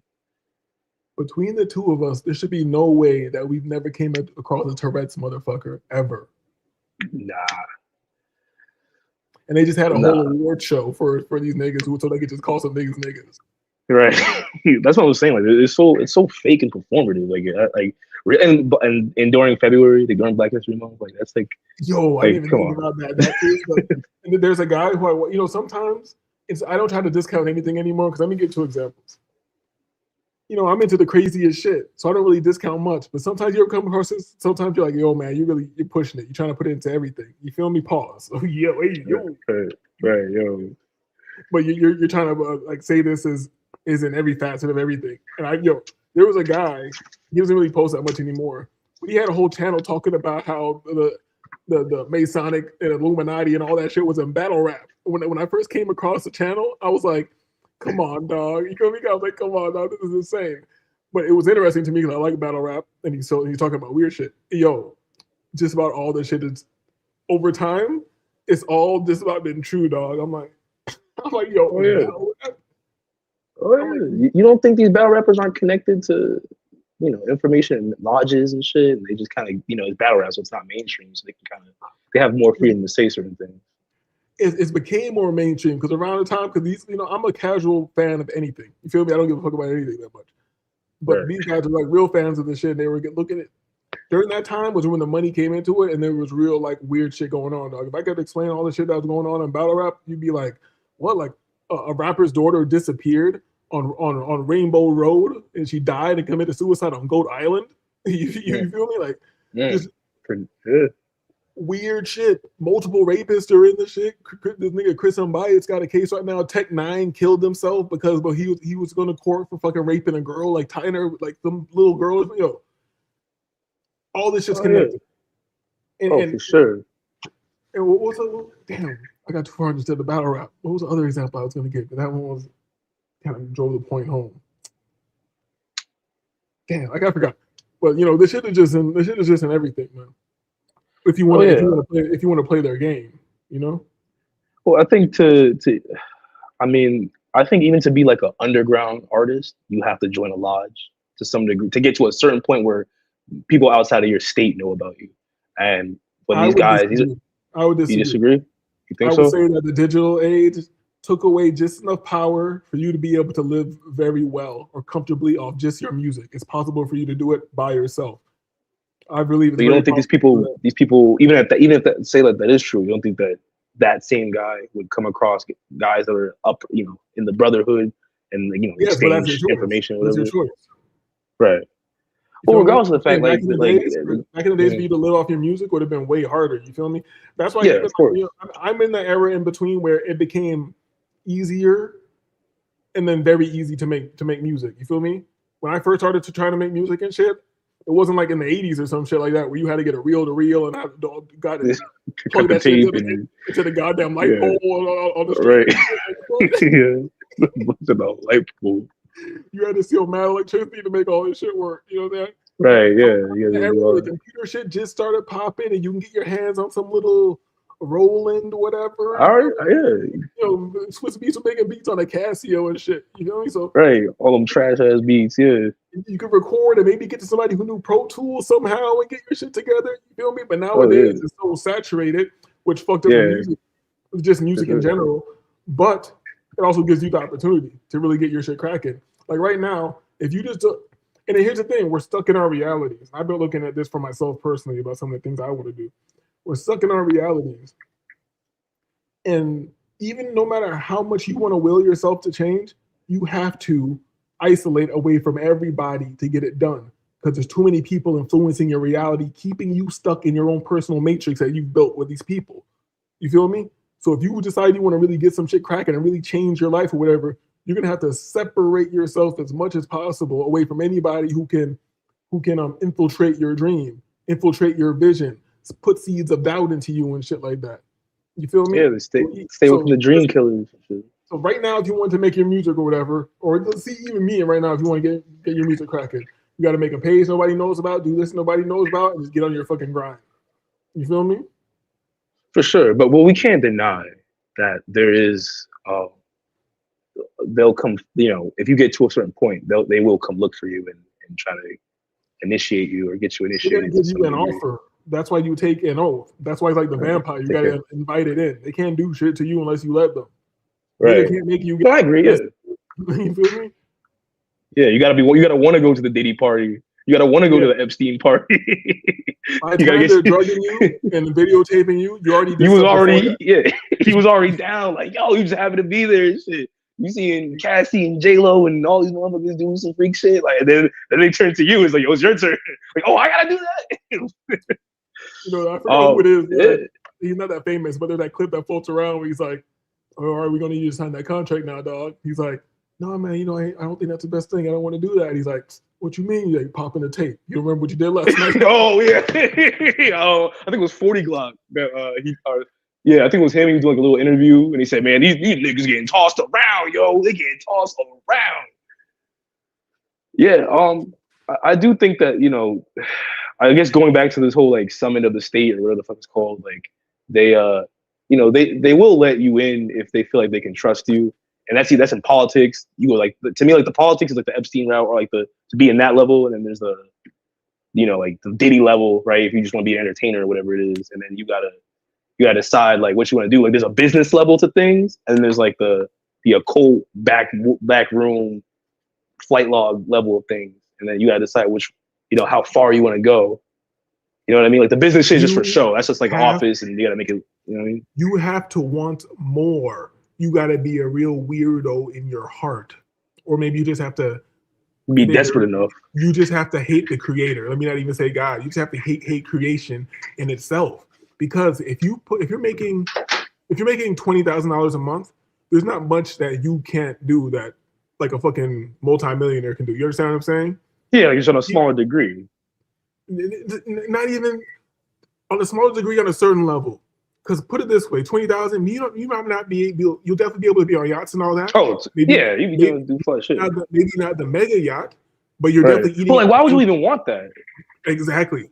That's why I'm saying you're just a weirdo, because you can still eat at the same restaurants. I've eaten at the restaurants everybody's staying at, the top levels. You feel me? Mm. You can still travel the world with that money. Feel me? You can still stay in fly villas and do all this. You can still hit box workers if you want. You feel me? Legal age, not like these guys, not white culture. Not white culture. We're talking about just the streets.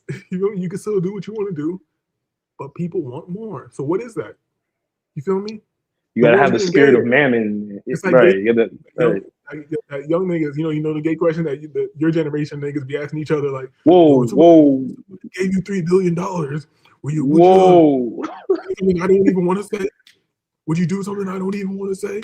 You feel me? Like, I don't know, man. Give me back shots.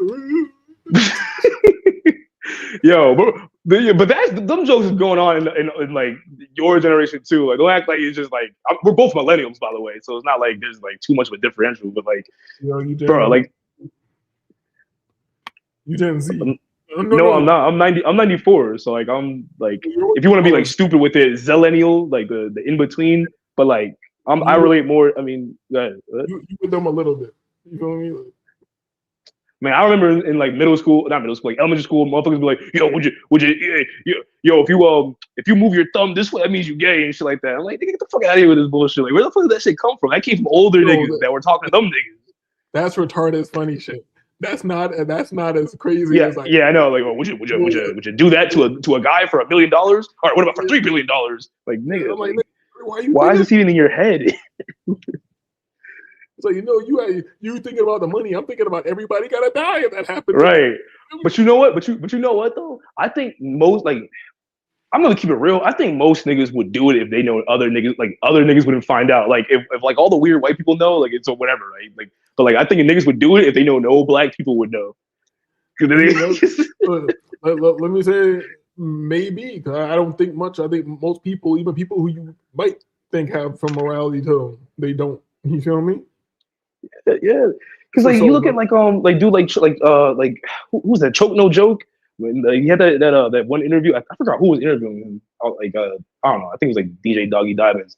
But he was basically talking about Jay-Z, right? And like he's like, yo, like he was asking like, yo, why are you like, yo, how you?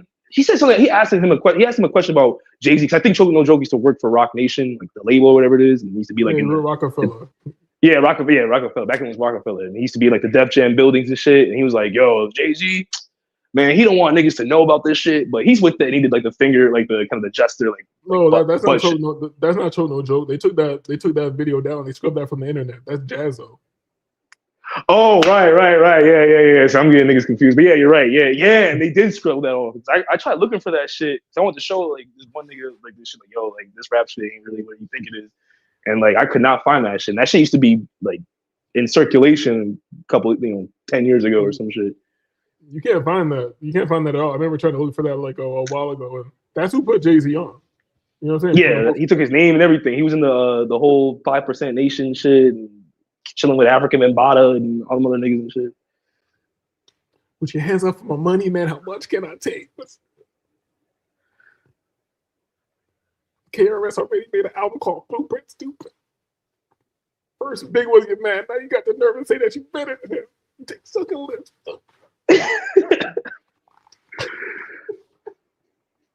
But we know like Nas and shit, like they in that. That's what I'm saying. Like they did the theater in front of us. He called himself God's son. He called himself Hova.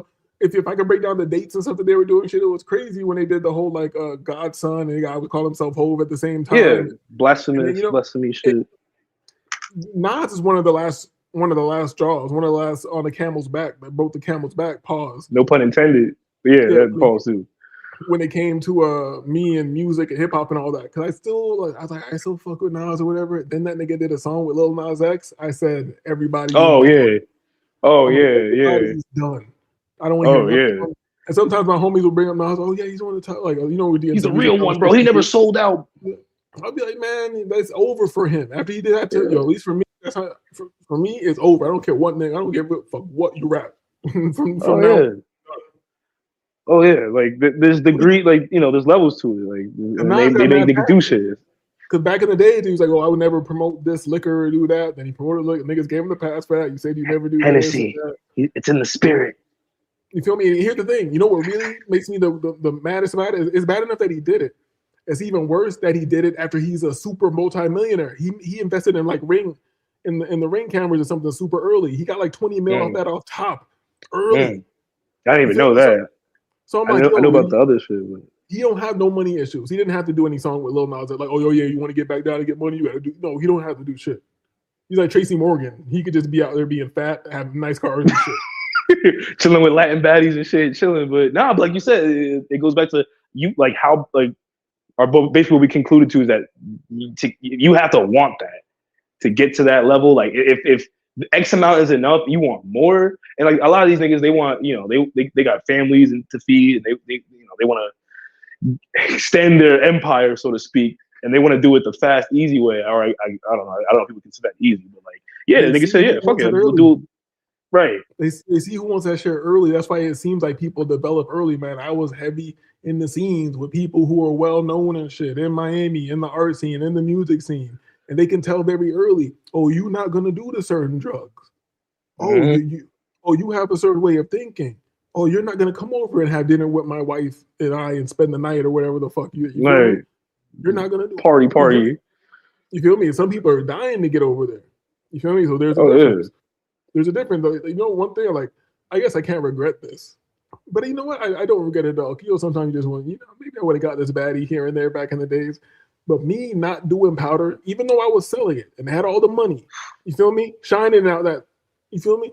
Even though I had the bread and I was controlling, even though I was controlling the nigga that's selling you the work, he still got more access to me and got a lot of bitches that I couldn't get because he does the powder. You feel me? So that's where it starts. It's like, what are you willing to compromise with? You feel me? Oh, I don't usually do powder, but the super baddie's here and she wants me to try. I don't give a fuck about it. I ain't doing no goddamn powder with you, oh. Well, that's what I forgot who said it, but another like hip hop person was saying like, yeah, they send a guy to kind of like be like your liaison to the industry, and then he starts asking you what you want, what you like, and try to bring the bitches around, and then okay, he likes women, okay, bring the bitches around. Oh, he likes drugs, okay, bring the whatever around, and then that will be so they'll trick you into thinking like, yeah, I'm doing this, I'm doing that, and then that's their gateway. Is this the same guy where you said like, first they send the stylist at you? Right, yeah, that guy. He like the hat and shit. He was like a presentation and some like shit. Oh, yeah, he put on the tight pants. All right, okay. Put the tight pants. Okay. He ready. He ready. He put the fishnet shirt on and shit. He put a fishnet shirt on with a thumb hole in the wrist. We gonna move him up to the next level. Yeah, bro. And I think with these new rappers, like the whole like zesty, I guess, mumble rap sound, like Atlanta rap thing, like I think that like at a certain point, like the young niggas, like they knew that's what you had to do, and they were just with it. Like they've already been astrazined out and shit, like programmed from the pre-generation to do zesty shit. So then they just said, "Fuck it." I can't be mad at the young niggas these days. I was about to say like, yo, after Uzi did that weird shit, they should have just been like, I should have known. But then again, like a little Young Thug is kind of like when I was really outside. You feel me? When he was just first coming up. I remember I was pulling up. I was in my. Let me get how I had this car. But I was in this drop top BMW shit. I'm driving by, about to go drop some things at the club, and like Thug he was walking outside the club, bummy as shit. This was before he really popped.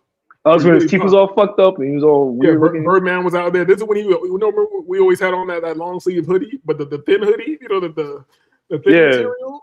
Yeah. The video with him and Pee Wee Herman, Pee Wee Longway and shit. That was probably around that time because I was always 2014 against what's really coming up. You feel me? So I didn't really give a shit about him. I knew the homies were listening to him. I knew people who were really in the streets. So there was a guy named was he named Bloody J or something? Some guy who didn't really get that popular, but he had songs with Thug or something. I knew him since way back then. I said Thug had bars way back then because he said, bring me 2, I'll whip you back 5 like the Jacksons. I was like, all right, nobody's understanding. Shit. Like, that's a bar right there. I don't give a fuck what anybody says. This nigga got bars, you know. Nigga, when he said, yo, what? Like when he came out, I was like, at first, because I used to be kind of like, I was like one of these like young old heads where like, yeah, new rap sucks, bro, except for like J. Cole and Kendrick, whatever the fuck. When he first came out, I was very hesitant to like listen to him. But like when I heard him, I was like, yo, this shit's catchy. I'm not like, I heard Check and Best Friend and shit. And Lifestyle. I'm like, yo, I don't want to like this nigga. Like, I hate this nigga. Now, nigga, play that shit, bro. The song that like, really got him cracking, I didn't like. I thought it was trash. But then after that, I thought the stuff was okay. But I never really became a big Thug fan. But I think what really got it popping was Danny Glover, right? Cool. Yeah. I hate television. I don't know what I think you're talking about. But like, it was just like when I saw like the whole dress thing, and I was already like, I guess in the Black conscious community, watching like spooky Illuminati videos of like Lady Gaga and Jay-Z, and like then I moved on to like the Black Childs and shit. Like I already knew like, okay, like this is the next step that we're in. So at this point, it's like it should be obvious. And niggas didn't, and I'm talking about like regular people, niggas didn't even believe it back then. And that shit was blatant. Like, what you telling me this nigga came out of seemingly nowhere to the mainstream, and like he's saying all this like crazy shit, and he's wearing dresses. Like at this point, like niggas should know. Niggas didn't believe it. Then came the niggas that came after Thug, and it's like, oh, okay, yeah, there's an agenda. But it's like, yo, you didn't see it back then. And I'm not trying to like sound like hypocritical. I fuck with like Cardi and Thug and Uzi and shit like that. Like I'm still a young nigga and shit like that. But like I know what I'm being propagandized. You know what I mean? Like, but back then he was seen for a second. He was seen as just one weird nigga. It wasn't seen as like. But then I knew it was agenda earlier when he kept pressing certain shit. And one thing, calling niggas bae and hubby and this was super early because I was outside in the clubs during this time. This was when the Uzi wasn't even popular. I'm telling you, I was outside when Chance Rapper wasn't popular. He was up in we had moved that nigga over to get our fucking section and shit. You know what I'm saying? This is like way back then. I remember what was it? Damn. Yeah, it'll come back to me. Oh yeah. I was saying like, well, let me know it was an agenda. It was early Uzi days before he was popular, but I knew who he was because there was a rapper named Reese who was always outside around us and shit. He almost popped off and shit. There was a bunch of, I think that was the main guy who was connected to Uzi at the time, how we knew who Uzi was. But Thug back in those days was like tweeting Uzi, calling him sexy and shit like that. And I was like, yo, I can't. Oh yeah. And then I couldn't listen to Uzi either because I'm like, you letting a nigga just call you sexy. You heart liking it, saying thank you. Right, yeah. Uzi, he went out like he dipped into that shit early, like after I don't know 2016 when he started doing like the little shoulder dance and the eye rolls and shit. I was like, okay, yeah, like the next step is the makeup and the painted nails and shit. That it was zesty as hell, but that Rolling Loud was like next level, dog. When he had the purse and he had the red hair and the red glitter blush on his face and all that shit. Yeah. Yeah. That was like a couple years ago. Yeah. I'm like, oh. Yeah, man. And he was being super zesty, like laying down with his feet up in the air and all that. Right. He was looking like he was riding on some whatever, and I'm just like, yo, how do they? My question is like, how do they set like what is that meeting like? Where it's like, okay, like Uzi or whatever, the next young nigga, okay, like listen, do they give them the money first and then say, all right, but you gotta do this, like, okay, now you gotta do this, or do they like say, okay, you want this check, well, we need you to do this and that, like how do they set this up? Like, is like I'm just curious, like how does that meeting look like? Like Uzi's not a young nigga. I want to do a whole show dedicated to chewing Uzi up. Pause. To killing Uzi. Cause I remember when he came out, when he was like, I forgot how old he was. This is like back in the day. He said like, he basically said like, if you're over 25, you're unk. You feel me? Like, you're over 25, you're old head and shit. You're old head and all that shit. This nigga's like 30 or 31 or something now. So and then he had like this publicity stunt where like he like supposedly found his birth certificate and he's actually a year younger than like what he said he was. I'm just like, come on, dude. Like really, like not unk, chill unk.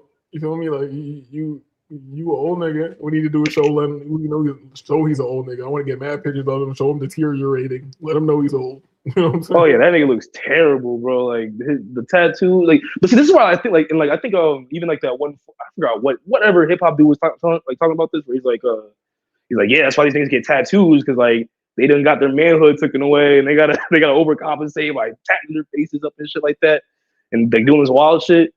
So like, I believe. I mean, it reminds me of yeah. this crazy guy. I forgot his name, but I'm sure maybe you've seen this clip where it's like this crazy Crip guy's like yelling at Adam 22, like, oh no, what is this guy's name? It was a crazy ass clip. Like, he looks like a psycho. Like, you can see the demon coming in and out of him. And then I found out how he kind of fell off is that he was like, he says he was off the meth or whatever, and he was talking to some girl on FaceTime, and he was doing weirdo shit, like putting a bottle, you know what I'm saying, like weirdo, like nasty shit. I was like, I'm like, yo, this crazy hood ass nigga is doing this shit. I'm like, yo, all these niggas are really weirdos, dog. The majority of the world is just no matter who you like. I don't even want to get into it, bro. Because you haven't been around it. Did I ever talk to you about the weirdo shit that happened around here? Not like anything related to what you just said, no. No, but no, it's weirdo shit, meaning like you can't trust anybody's character and shit. They're just fucking weirdos. Like people, I'm sure you're the perfect person to talk to right now. You've heard me say plenty of times and tell stories about my life and be like, yo, people just put me in shit. You feel me? Like I'm just chilling, doing my thing, and like when I tell you with all those multiple girls who I smash and how you think you're cool but you're not cool, they actually are doing some weird like power play with each other and shit. You know what I'm saying? Like you're just in some shit that you don't even know you're in. Like, so I'm not gonna say any names, but this female in these online spaces, and I was like talking to her and shit, but you know, they like look far away, like it doesn't even matter. But I didn't know she was dealing with a certain guy, and this guy told the girl that I was sending around naked pictures of her online. You feel me? A nigga just said some random shit. Come on, dog. I'm just chilling, not bothering nobody, not doing shit to anybody. And the nigga just goes just because he likes a bitch, tells her, these are people who I've never met, tells her, I'm sending pictures of a naked bitch around online. I'm like, nigga. And the bitch is like half believing him, but it's so stupid that I had to break down to her, like, you know, you're fucking retarded, like asking me this fucking question. Like, I forgot how, not that I forgot, I don't care to remember right now how I broke this shit down to where it was like undeniable that the nigga was lying. But it's just insane. Like, it's like, yo, come on, dog. I'm just trying to hear be in hell, be on earth chilling, and motherfuckers is just gonna just put something on. Like, yo, that's like, and this is one of these niggas who be online talking about like black men need to look out for each other and all this shit. Oh yeah. It's always one of them type of niggas. Like, bro, it's always gonna be another nigga, like no matter what, like, or anybody really, but especially another nigga. Yo, I don't even mind the lie.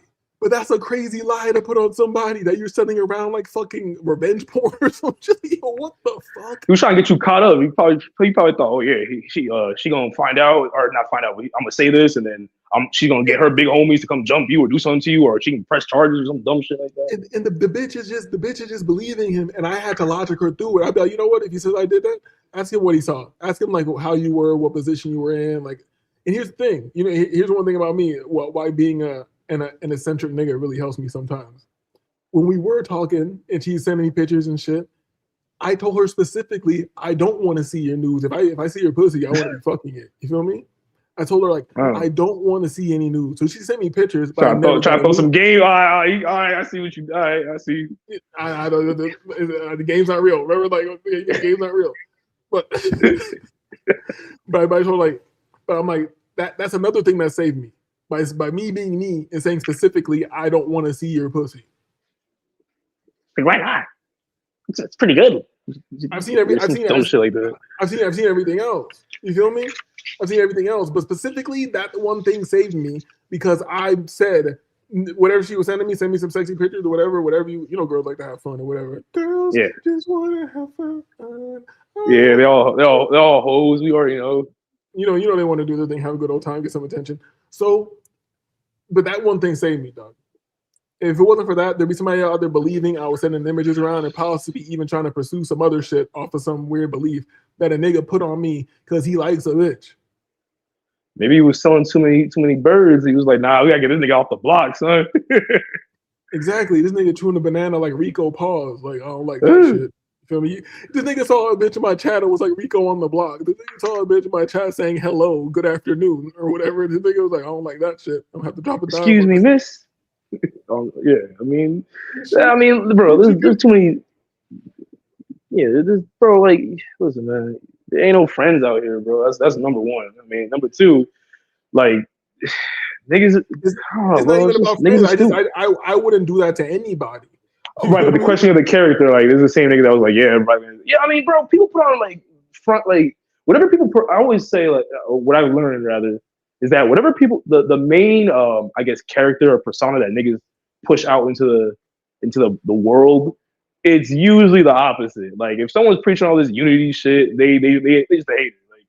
Like you gotta have to see, like, okay, like why are you so this way unless like you're really not this way. It's almost like how like closeted niggas, like they always talk about all this freak shit with bitches, like, oh, that there's a fine line, you know what I mean? And there's, overcompensating and shit.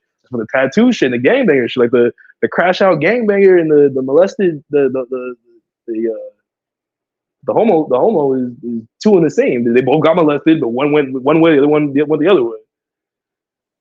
Man, I don't believe anybody, but for me, everybody's full of shit now. You know, you don't want people to fuck up your belief in humanity or whatever. But I'm like, God damn, I got no belief in humanity. That shit. Yeah. You know what? It is me versus the world. Because everybody try to set me up. Hoes try to line me. Everybody try to get me. God damn it. It is what it is.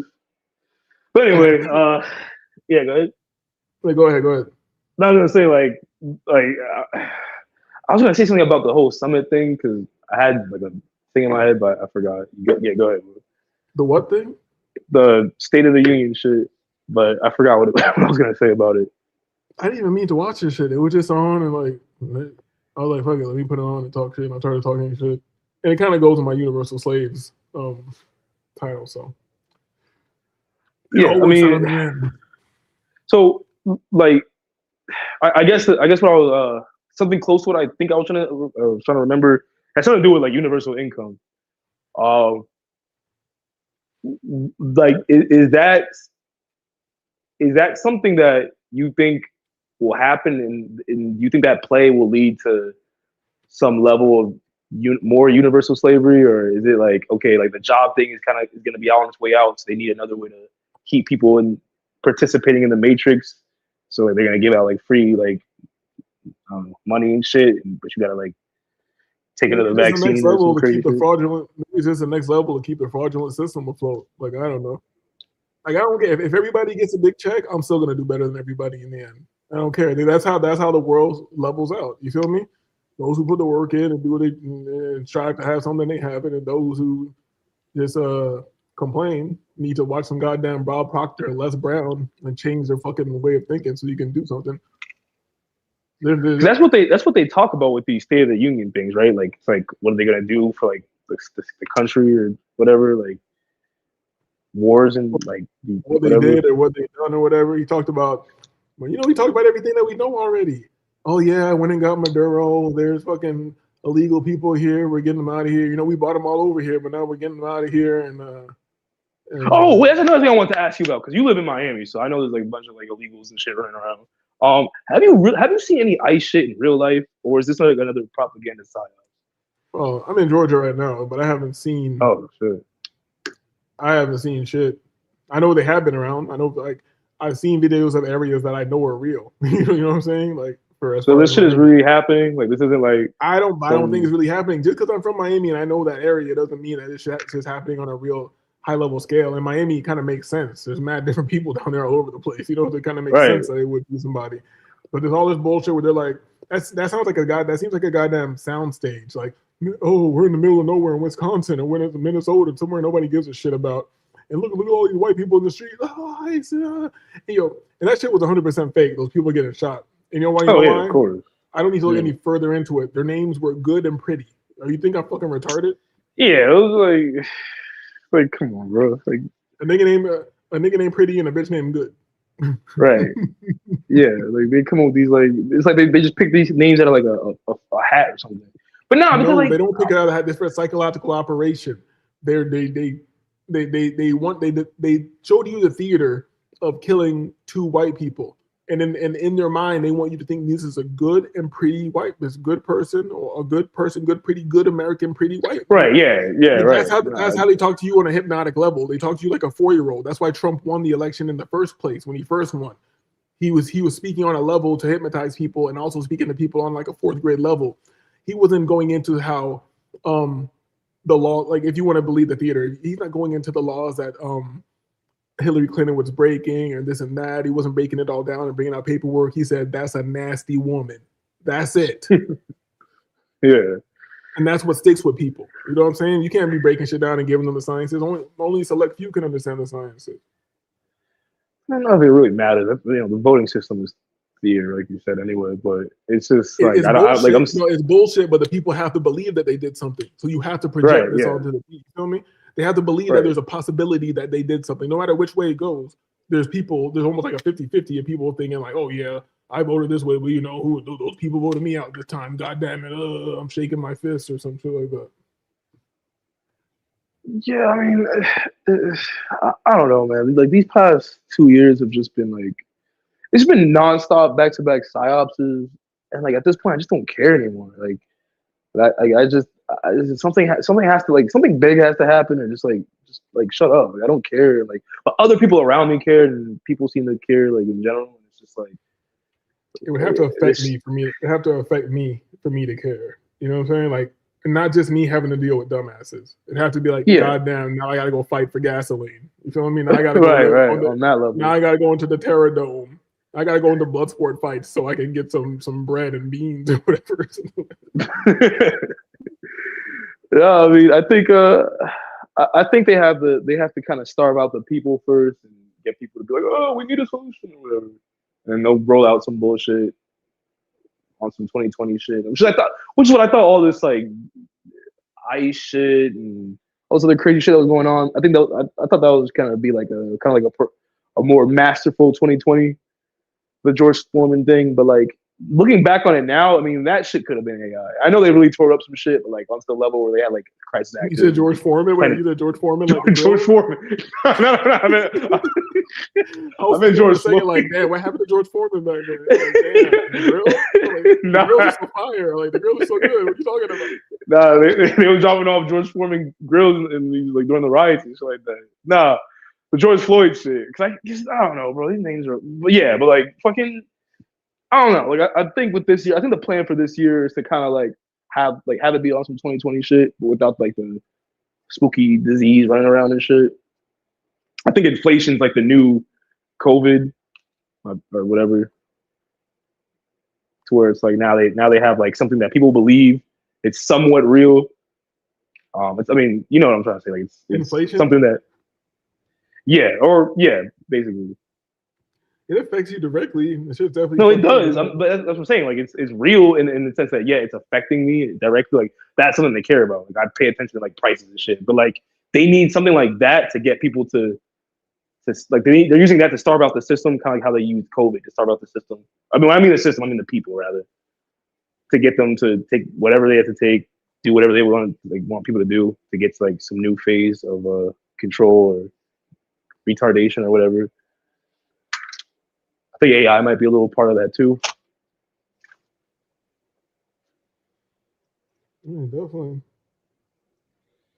I don't know. It's like it's so stupid. It's exhausting. That's what I'm saying. This needs to affect me directly. If it's not doing anything to stop what I'm doing, then I'm still doing what I'm doing. So if you don't have something that you're doing where something big happening will stop that, that means you're fucking up right now. You understand what I'm saying? Yeah. Because like if you care about like all this theater shit and it's not like it's not in your backyard, then like you shouldn't care because it's not affecting you. It's not doing anything to you because you're not doing shit. I'm not saying you personally. I'm saying people in general. If you're not doing shit or working towards your own vision or whatever, then who gives a shit? And the shit doesn't really affect you until it stops you from going on your mission, whatever the fuck that is. So until that shit is directly stopping me from going on my mission, you mean, like you can't get gasoline, my passport's no good, I can't get on a plane, I got to figure out different ways to travel or some shit like that. Until that happens, I don't give a shit about none of this stuff. And the thing is, these devices are smarter than you. They're smarter than all of us. no matter how much shield you have up, if you're doom scrolling, you're still going to get irritated. It's still going to raise your cortisol. It's still going to take your attention. It's still going to, no matter how high level you are, no matter how much you know it's all fake and all that shit, even if you know all the chat bots are fake and AI and Russian bots and goddamn Indian people calling you nigger for no reason from goddamn India, shit, no matter how much you know it, you're still going to be, even if you get to the stage where you're not commenting back or saying anything or hitting any buttons, as long as you're there, you're still being affected by it. I'm speaking to myself more than anything right now. Yeah. No, of course, it's digital voodoo in a sense, where it's like, they can affect you, they could make you, they can steer you with content or whatever it is, and they've made this smartphone social media thing such a prominent part of life that, I mean, unless you're gonna get like a dumb phone and get on some 1G network, like you can't avoid this matrix to that degree. I feel like the animalistic side of the human is easy to understand. So those who are not rising above their animal state, or the system's forcing you to be in an animal state by keeping you in a stress response all the time, or you're worried about stressful things, so you can't fully manifest and staying in your animalistic state. As long as you're in that state, you're easy to manipulate. You feel me? And the only way to not be manipulated is to rise above that state. And sometimes that means like hear no evil, see no evil, speak no evil is real shit. Some things you can't interact with. You feel me? Oh yeah, for sure. That's why they put all this stuff on the timeline and shit like that. Like when I come to work or like I be around people and they start talking about current events, I'm just like, God, you fell for that. You care about that? Yeah, and here's the thing: people are so retarded that they'll speak to you about something, and man, if you respond how they want you to respond, they think you're the opposition. Right. You feel me? Like if you don't condone whatever they're mad about, then you're. I mean, if you don't condemn it, you're condoning it. Type shit. Yeah, you really don't give a shit. They're like, well, like, all right, bro. You're like, you're not thinking. You might not even get the vibe. You're not thinking much of it because you give that little of a shit. But now you're dealing with people who are looking at you differently and treating you differently and shit off a whole lie and weird up story they made up in their mind. You feel me? Because they're connected to this fucking system where you are an anomaly. You're an errant. You don't make sense. Let me see another cool word I could use. You're an anachronism. You feel me? You're an anachronism, and it just throws their system off. It's like, what do you mean? Like so what do you mean? Are you a Republican? I'm like, nah, nigga, right. No, I'm not either one. What do you mean you're not nothing? You're independent? No, I'm not. No. You hear what Trump just said? I got a relative that's like that. Like, it's just like, bro, I don't care about what Trump did or said. Anytime around people who I give a shit to talk to about at all, and they started getting into Trump this or that or anything, because usually when niggas are talking about Trump, it's just because it's about some white black shit for the most part. So when they get into that shit, I just start talking to them about other shit. I'm like, yo, don't stop acting like you don't like white people, bro. You love them. You can't stop. You can't stop taking their medicine. You can't stop taking the shots when they tell you to take the shots. You love to go to the doctor and do whatever this fucking Satanist says to do.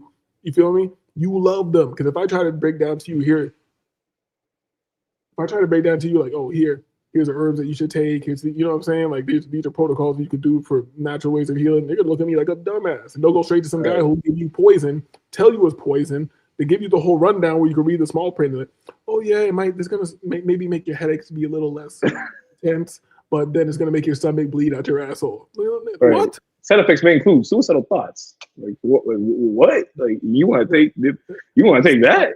Side effects may include gay. It's like right there on the label. It just says gay. In bold letters and shit. Capital letters. Oh, well, my doctor should have taken 2 of these. I got to watch my blood pressure and all that shit. It's like, I'm like, nigga, that shit says gay. You're gonna take 2 of them? He's like, yo, only 3% of people get any side effects like this.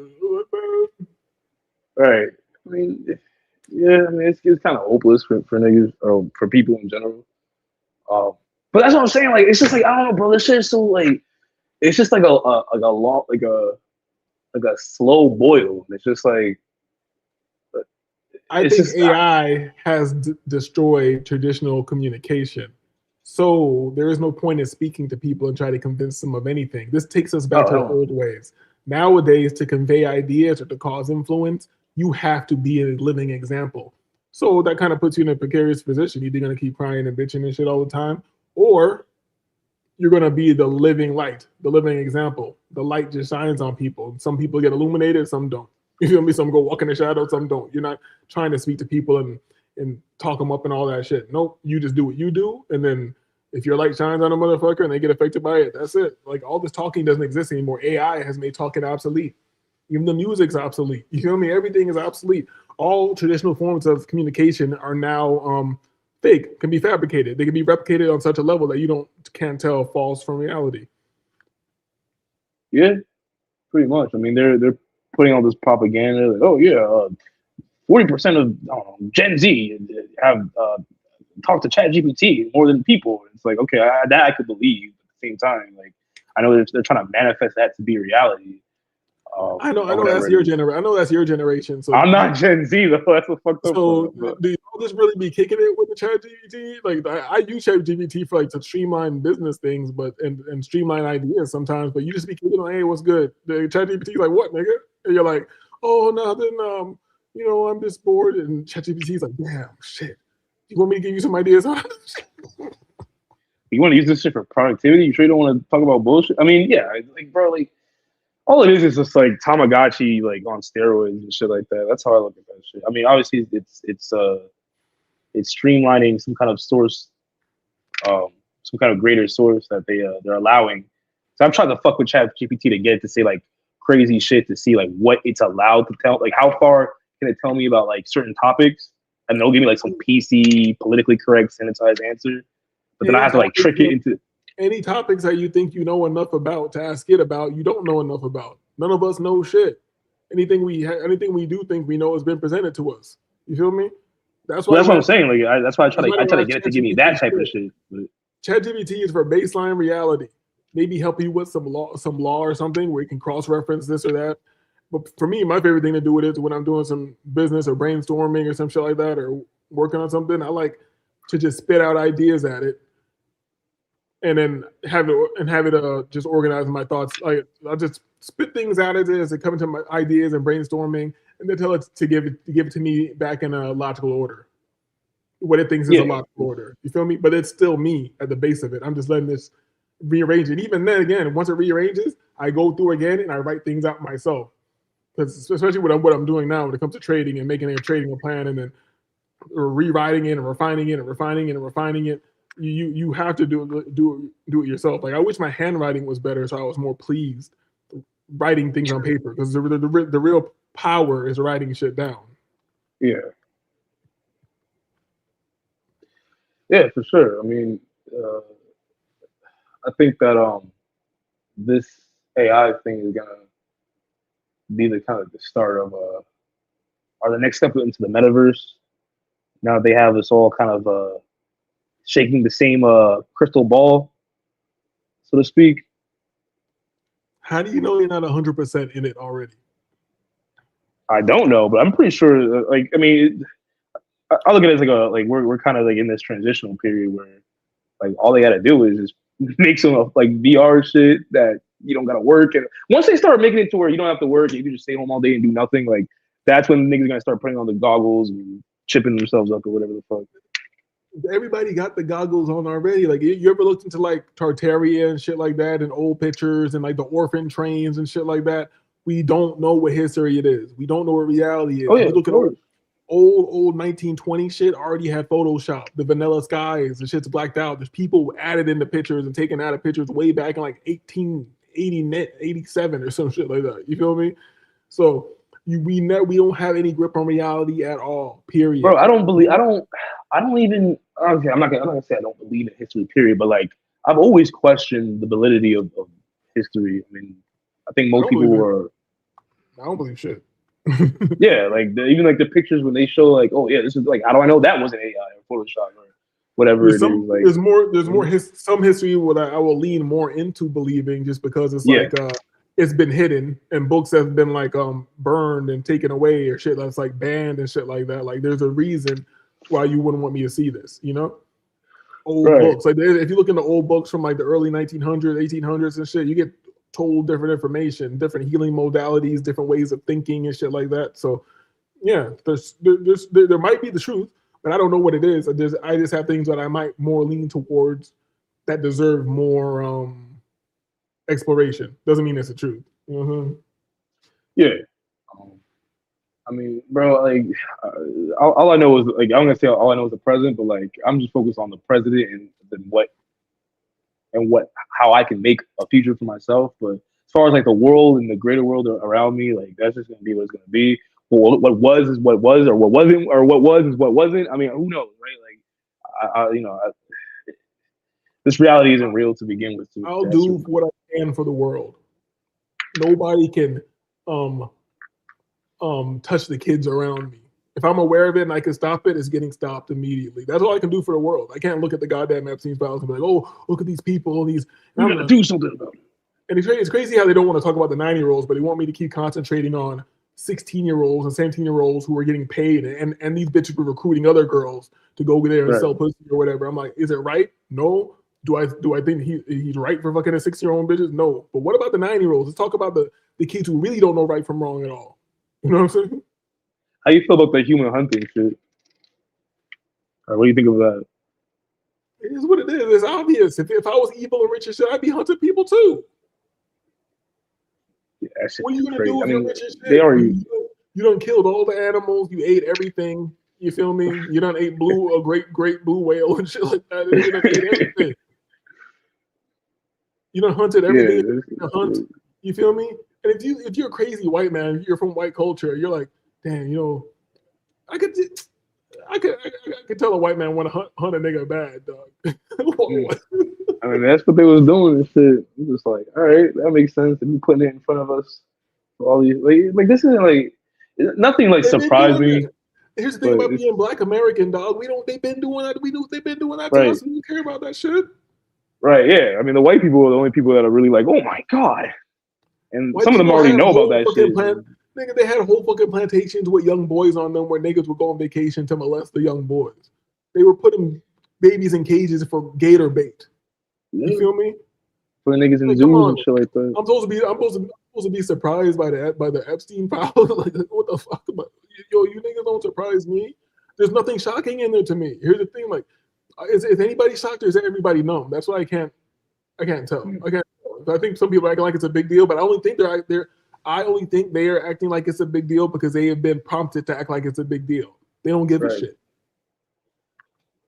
Exactly. I mean, if you've been in the conscious space, conscious community, or the Illuminati exposed truther community, like this shit is old news. Just now we have more of a clear picture of it. Like 15 years ago, I didn't know who Epstein was, but I knew like there was a, system of child trafficking and all this other crazy shit. But I think people are just too concerned about. Yeah, I mean the concern is performative to a large degree, but I think generally people are just numb because like there's just life is kicking people in the ass with this whole this theoretical economy and shit. So people are just like, yo, like that's just cool and everything. I mean, that's just fucked up and everything. But like, yo, like my rent just went up another whatever. It's better if it's better if they just don't pretend like they care about the future. You know what I'm saying? Because you don't. If you're living the average life where you just want to get a nice house, you can stunt on your family, your extended relatives and shit like that, and having drive this nice piece of shit car that's really not worth anything. You don't own any land. So what's the point of your short ass lifespan? You're not thinking about your great grandchildren and we're gonna have this land forever and have a legacy and all that shit. You don't give a fuck. You just keep your kids fed until you get them out your house and you go back to acting like a kid again. You feel me? We are all children and fucking idiots. Back in like the 1920s, grown adults didn't play sports and didn't watch sports. That's why there was so much innovation. Once you become a grown ass man, you started inventing shit. You feel me? You started doing like next level shit. The kids can play. Why are you gonna keep doing shit that the fucking kids can do? And I'm gonna go why would I go watch grown men play the game? The only reason I watch this game is because my kid plays it. If I didn't have a kid, I'd be in the laboratory making goddamn 0-point energy and free energy devices and shit like that. Motherfuckers just drinking beers and looking at niggas like come on, sports ball. We don't live in this reality is such nonsense, dog. It's just such nonsense. That's why you have to concentrate on yourself. If you know that bread and circus and shit. Feel me? What's it? Is that Bible shit or something? Where he says like, when I was a child, I did childish things or whatever, and I became a man. You put childish things away and shit. Yeah, you feel me? You don't put it away because, oh, now I'm just boring. That's what they want you to think. No, I'm just a boring guy. No, now you go to the next level. You feel me? Are you really Yeah, supposed to say sports all is your whole fucking life? So you're telling me you played Pee Wee football and now you're an adult and you watch football? You didn't. You did the same shit your you whole. weren't another man's last name on your back. So, like what? Feel me? You got a nigga on your back? Pause. What is wrong with you?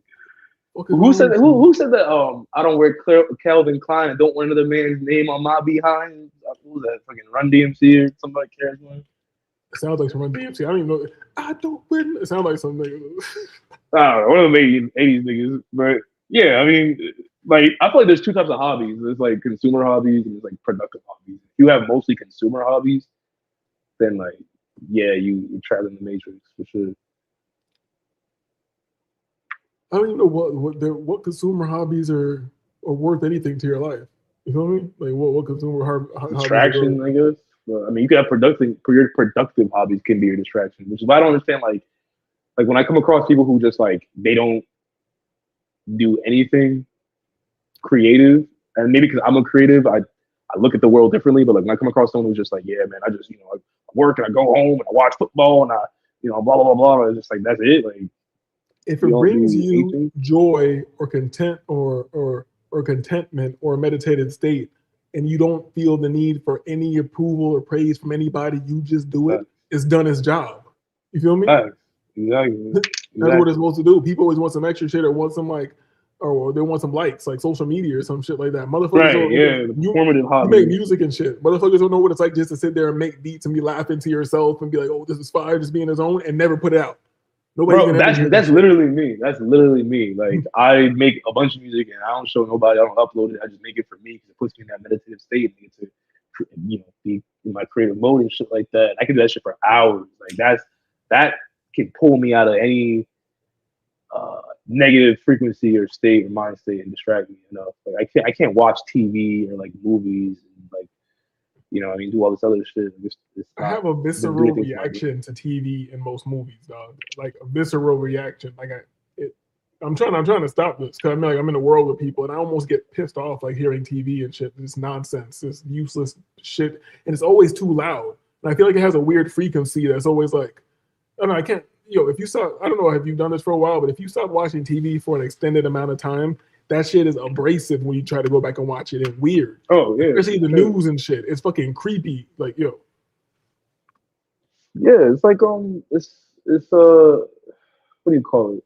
I don't know the word, but like yeah, it definitely puts like I don't know, like I can't watch TV like when I'm high because I just feel like drained. Like it's just energy. It's just like I don't know. It's very like loose absorbing, I guess you could say. Like it's just like I just feel like I'm that's like what it's being doing. absorbed in my energy. The television is patented as a weapon, So when people, here's the thing about it, reality is all bullshit, but they'll supposedly give you things, give you information, and you can just look it up.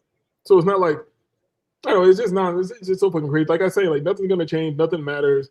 People are talking about the Epstein files, and we know this, and we know that. Like, oh, now we really know and all that. Nigga, you really knew back in the day. You didn't give a fuck. We were trying to tell you about Pizzagate and all that shit. You were calling niggas crazy, and like, man, really, bro? Satanic pedophiles? Seriously, bro? Really? You watch too much TV? Like, okay. Oh, and then you ever have the news come out and say some bullshit that people get cocky with you? They'll be like, oh, you heard that Pizzagate shit is bullshit, right?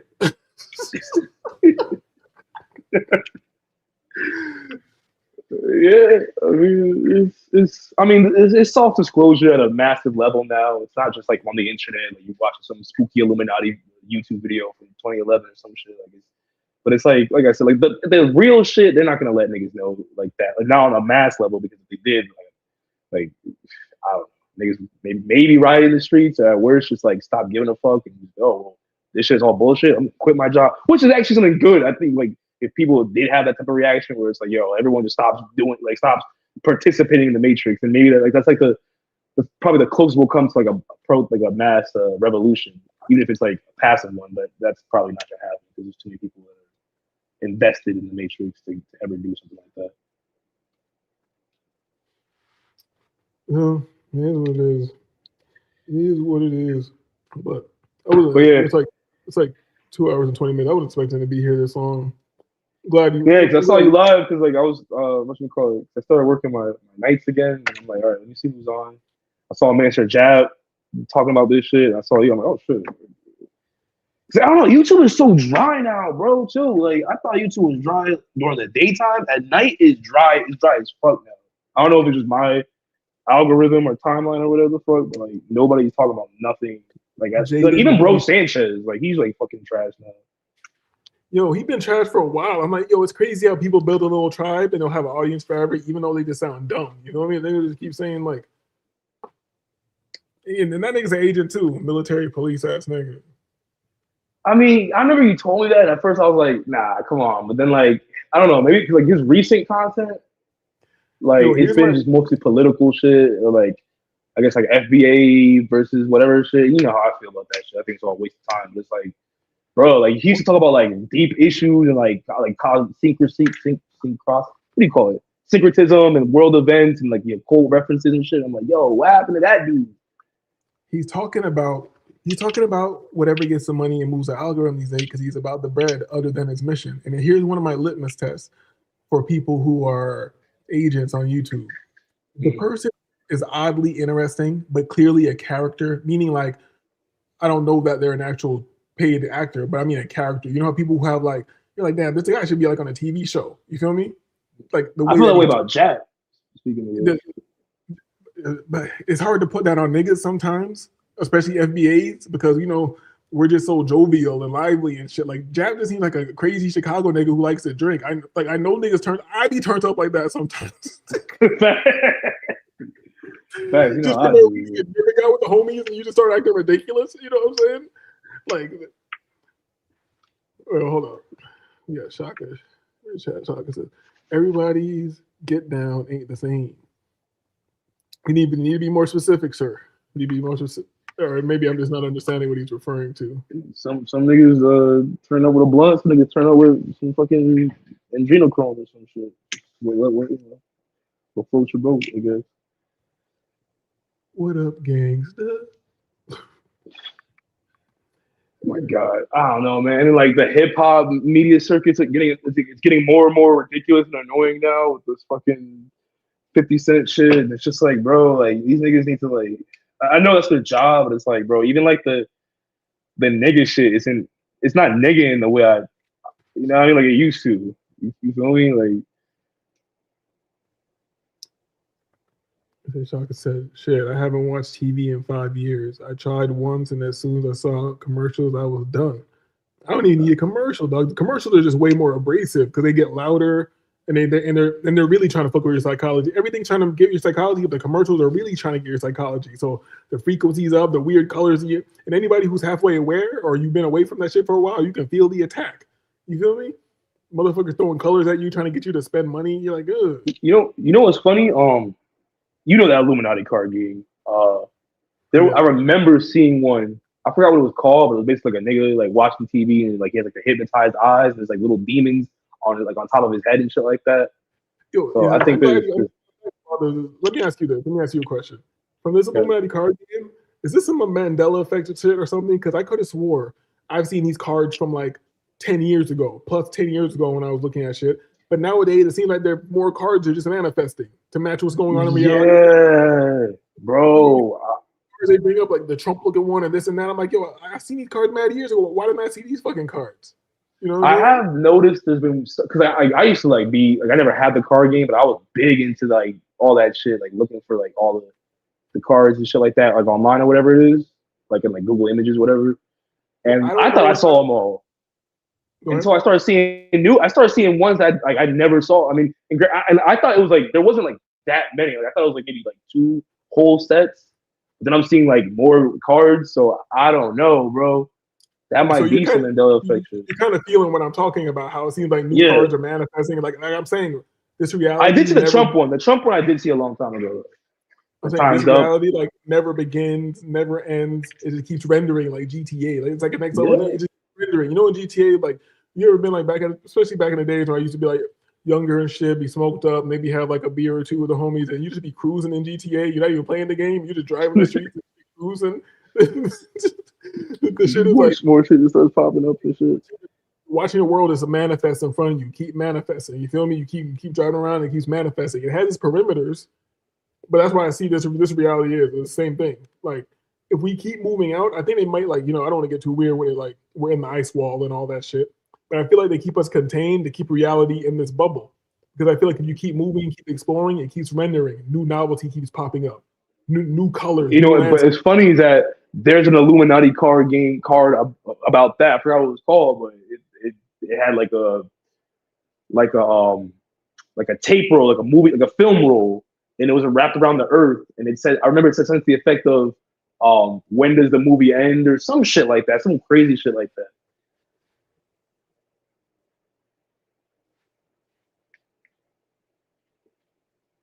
Yo.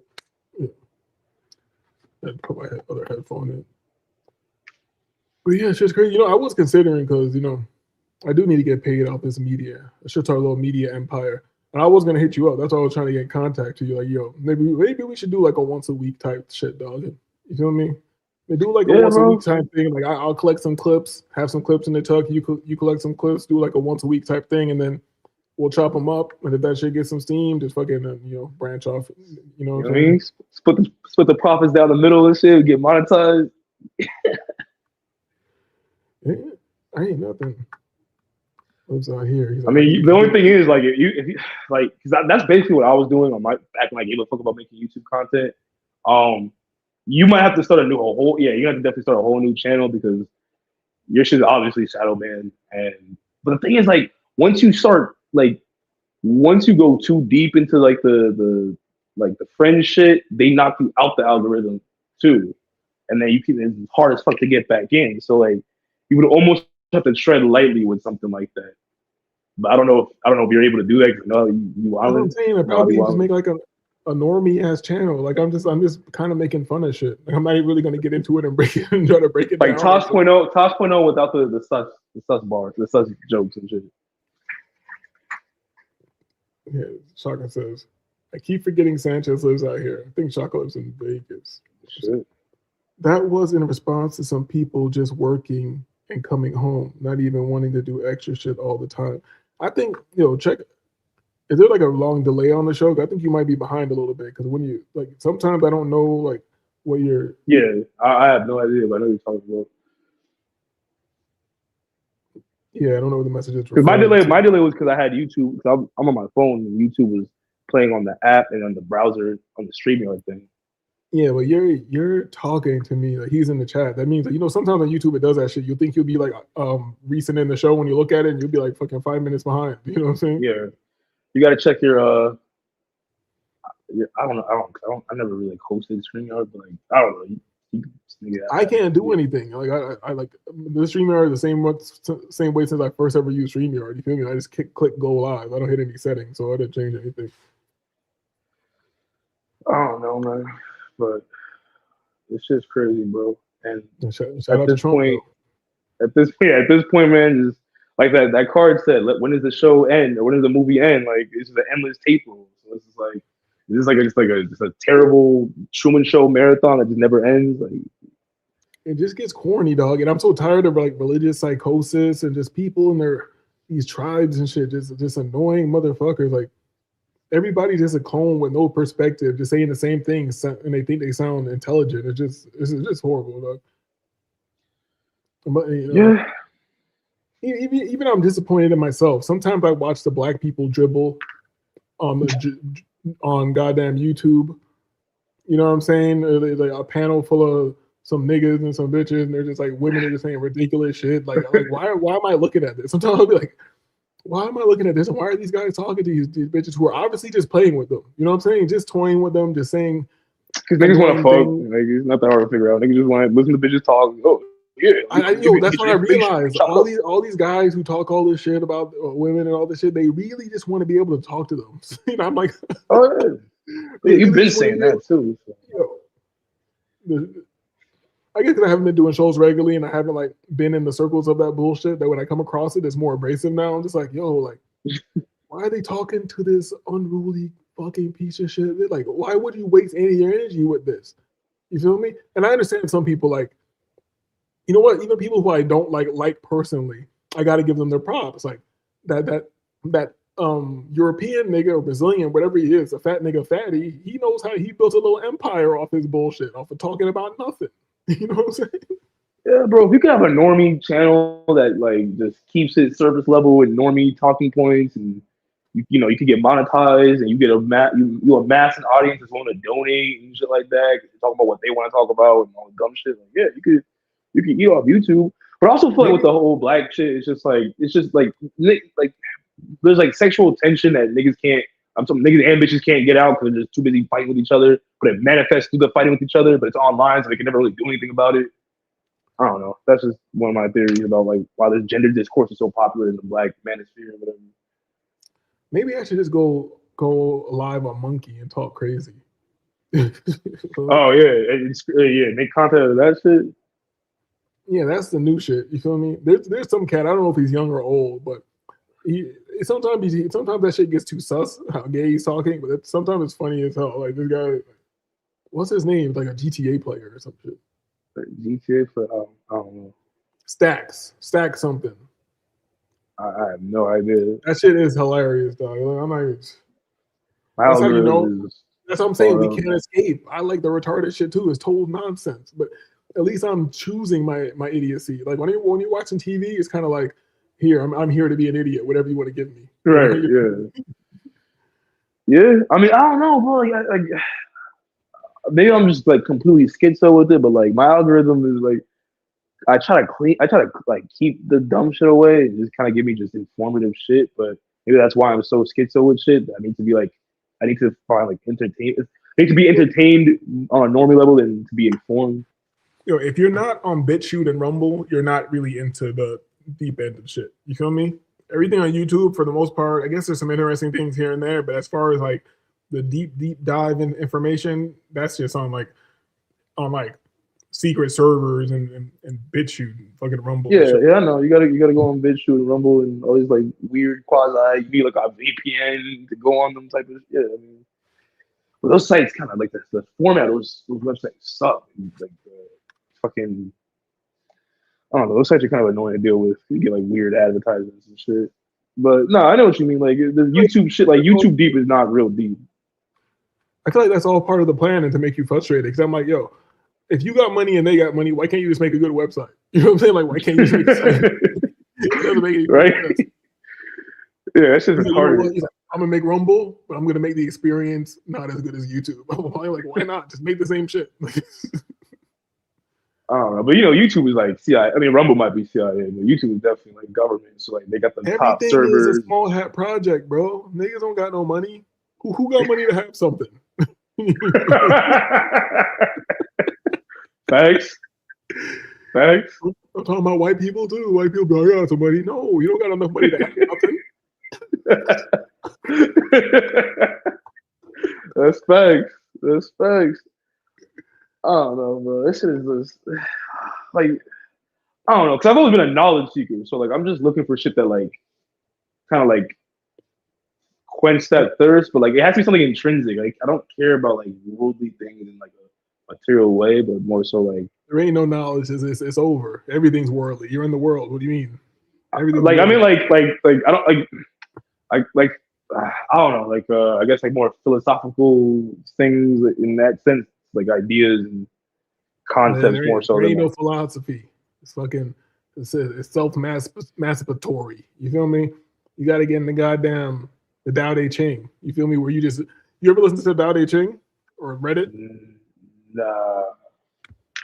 Damn, how do you know learn? You know what I'm talking about?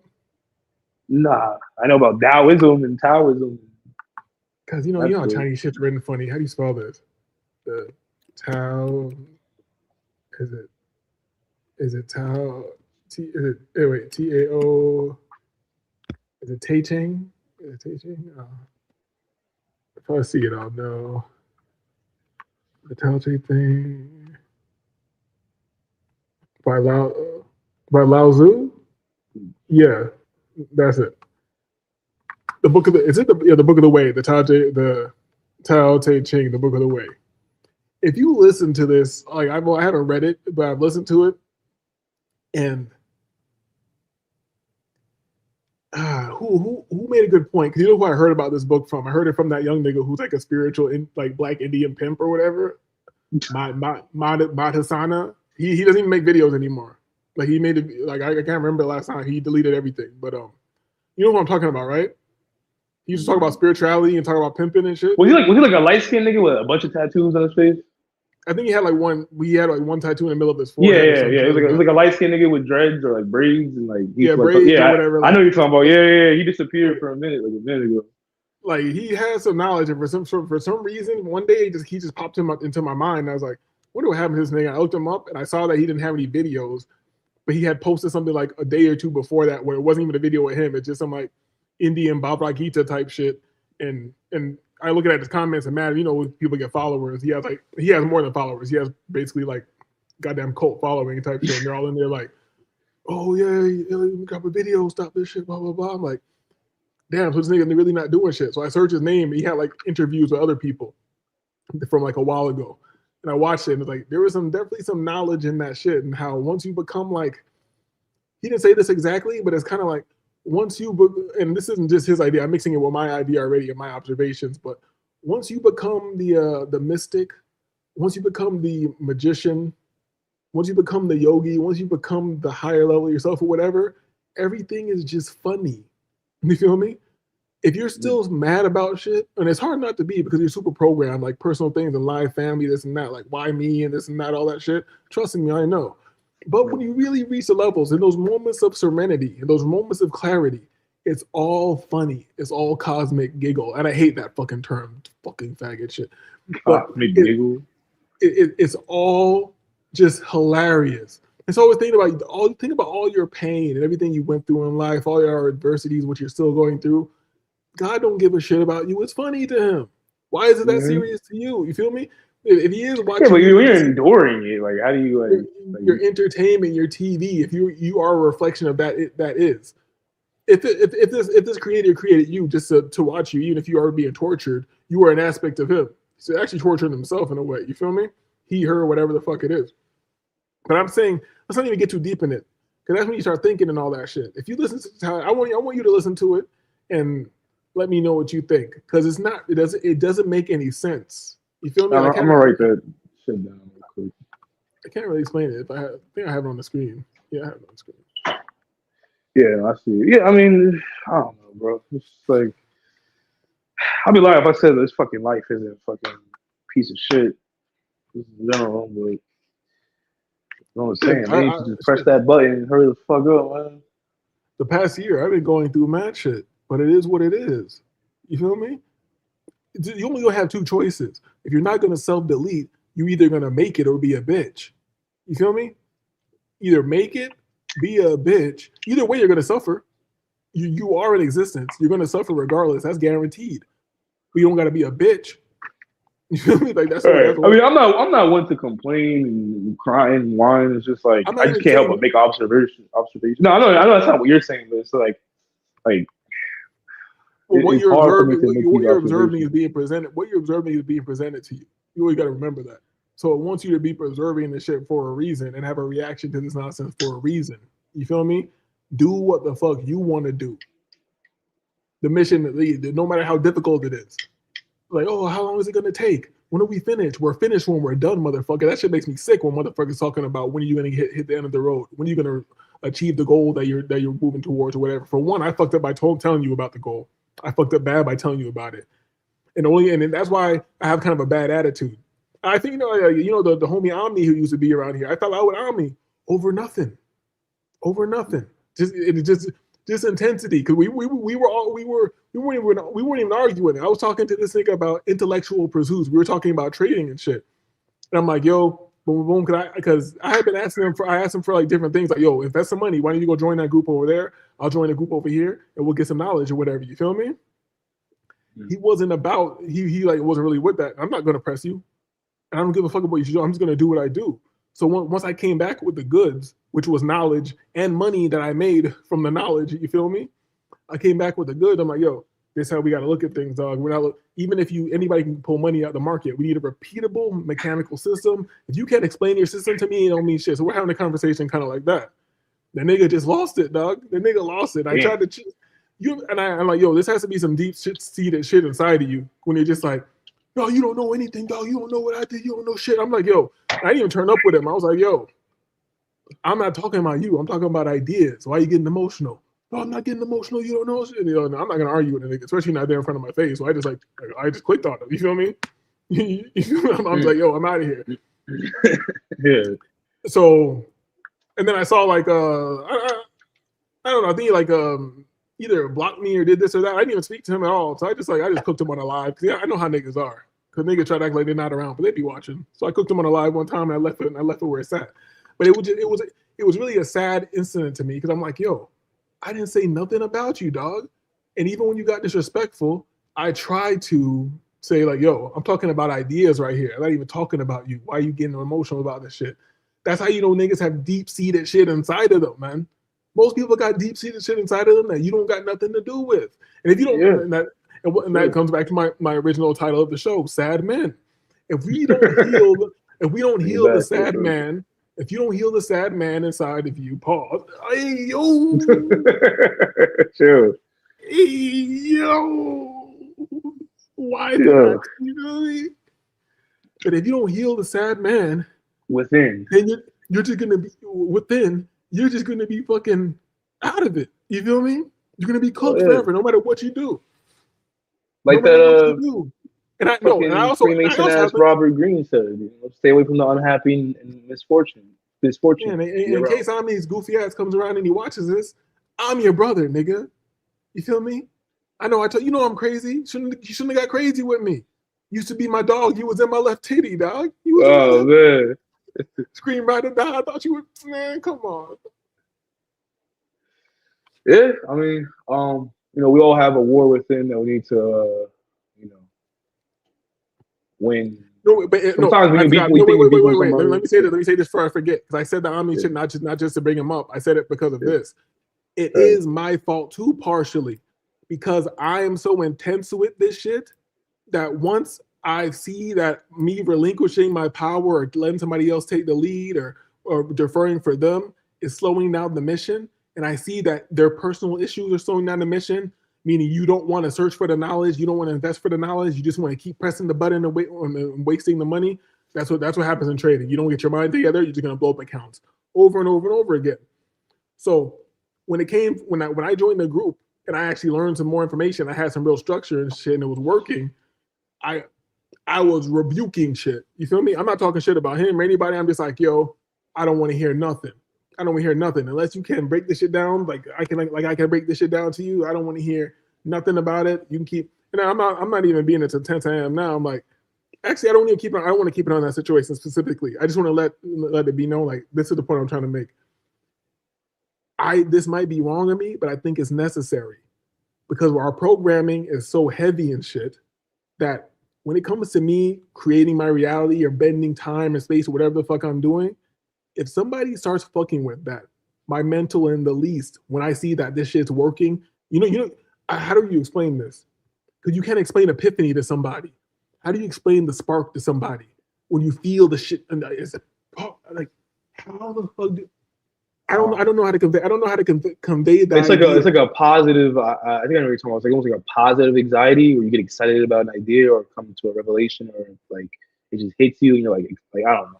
Yes, you're like eureka. You feel me? Yeah. Like I don't. When it and that feeling also aligned with bringing in new novelty, moving forward, changing reality. Like it's hard to explain because we don't have that issue, and I don't really talk to that many people, so I don't have to have issues or I don't talk to people about shit that's important. So we don't really have that issue anymore. That I don't have that issue that much. But when I'm really on a mission or something, if I do happen to share with somebody, which is a mistake, and you give me any negative shit, I'm either gonna rebuke you right there like a goddamn demon in church, or I'm probably just gonna get away from you. You won't even know why.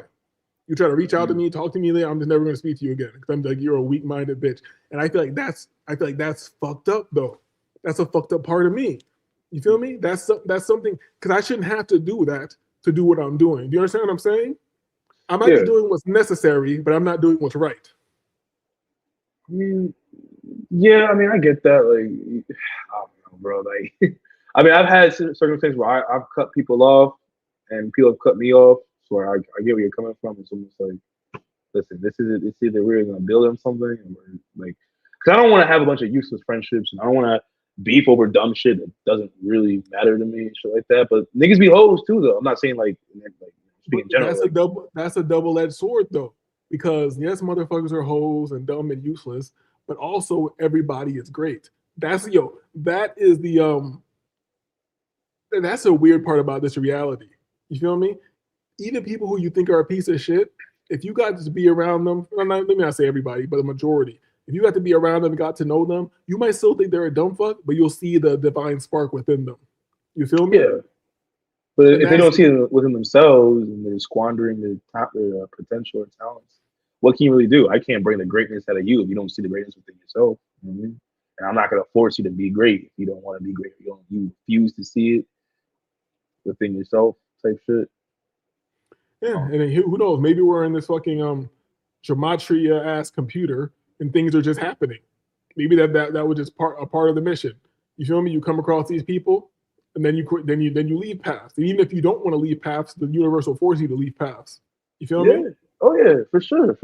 I had a falling out with a homie that I was cool with, and like it hurt me, but but I got over it by thinking like, you know what, this was meant to be, and it is what it is. Like you can't really, if you waste your time trying to like figure out, they say like you could spend an entire lifetime trying to figure somebody out, and you know what I mean? Like it, like I don't want to figure like why is this part, like it's just like, okay, this character came into my life for this chapter to fulfill this goal, and then now that has been fulfilled, or that purpose has been fulfilled, that character will leave, and he'll, now it's back to, you know what I mean? Almost like in a video game where like you have like a side character, I don't know, support character, and they like through this chapter, and then once you get that chapter, all right, well, see you. And you know what I mean? It's just what it is. I definitely don't like to figure people out either. And I also, maybe I don't know if you mean it in the same way, but I also don't like to have to handle different people in different ways, because that means I can't be myself. You understand what I'm saying? Oh yeah. I like to just be myself. And I know there's a lot of people who like have like large social circles and things like that. Like a large friend group is like, how much bullshit can you deal with from each other? You know what I'm saying? Right. How many times can you forgive each other? Right. Yeah. You think that's what it is. How many times can you fuck each other over? And it's not even like you're all fucking each other over evenly either. You feel me? Right. It's like that 50 Cent interview where he was talking about like I forgot, it was like 28. He's like, yeah, I'll forgive him. He'll fuck up again, and I'll just be like, that's my nigga, all right, or some shit like that. I don't know, I'm butchering it, but yeah, that's why, like, to me, like, yeah, but here's the thing. That's a good example, but it's not the best example, because there are some people who, even if you don't fuck with them anymore, they've done something so crazy for you, you're always fucking with them. You feel me? Like there's very few people who've gone and like shot up shit for you. So I can see that with him and Yayo. You know what I'm saying? But I'm talking about like regular friends. Regular in this mundane world. People who haven't gone to warrior level or spiritual level with or mystic level with each other. You know what I'm saying? You just these regular people doing weird shit. You got to deal with the regular human shit. Some people have worse human shit. Some motherfuckers just can't stop lying and embellishing and shit like that. You know what I'm saying? Like that's just there's one of many examples. Yeah, I mean, it just depends, like how, like you said, like how much bullshit can you accept from this person, and how deep is the connection? Like how I said that connection, that sounds gay, but like how like, oh man, but like it's like, okay, like if this person can forgive me through all the times I fucked up and did bullshit to them, then I can see that this person sees within me what I see within them, because I'm tolerating their bullshit. It's kind of a mutual thing. Like I have one homie, and all the friends I've had in this lifetime, I had one homie who like we done pissed each other off, but we've done a lot of great things for each other, and we came through for each other, and we're still friends to this day. But that's very that's very few and far between. Like most people are not that. Most people will not come across someone who they respect and have a tolerance for it to that degree. You know, that's why I don't believe in relationships as far as like with bitches or like or really most friendships, especially with bitches, like where it's like, oh shit, like this bitch done been, been through so much together, we gonna love each other, stay with each other forever, and like the bitch is ups and leaves, or you get tired of that bitch, you up and leave. Like Even very few human bonds are that powerful. You know,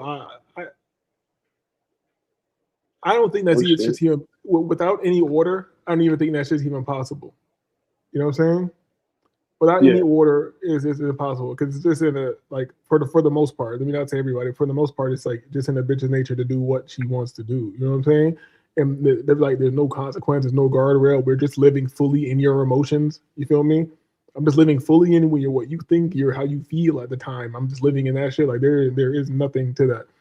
And I'm sure you dealt with this before. I've dealt with it plenty of times. Like bitches just be so obsessed with you saying this and that, acting like they fuck with you, like they know, and you're being exactly who you are. You feel me? They're just acquiescing. I hate that word. Say that word I'm trying to say. Acquiescing. They're just acquiescing. Yeah, I know what you mean. They're playing the character that they think you want to see out of them until because they have a goal, with you. Feel me? And the goal is like either to smash you. But here's the thing: smashing would just be innocent enough. They just wanted to get dick down or whatever. No, they just want to like figure you out or whatever they consider figuring you out is, or like you're too cool. I need to see this guy act weak one time. You know what I'm saying? Right. Yeah. You gotta break a nigga down and so like that. Oh yeah. I mean, it is what it is. That's why I said like man, like the black. It's funny enough because I was watching a Minister Jab live stream earlier. I was on my way to work. He was saying that like, he did like a car video or whatever it is, and he was saying like, oh yeah, black man, you all alone in this world, bro. Like the bitch is always gonna never expect loyalty from the bitch, and everyone's too egotistical to unite. So you pretty much is every man for himself type shit, something to that effect. Which I've always kind of thought to something to a large degree. Like, you know what I mean? Like you could have like temporary allies, but at the end of the day, like you're kind of on your own. Like it's not. Because everybody wants to be a chief and nobody wants to be an Indian. You know what I'm saying? And you can't.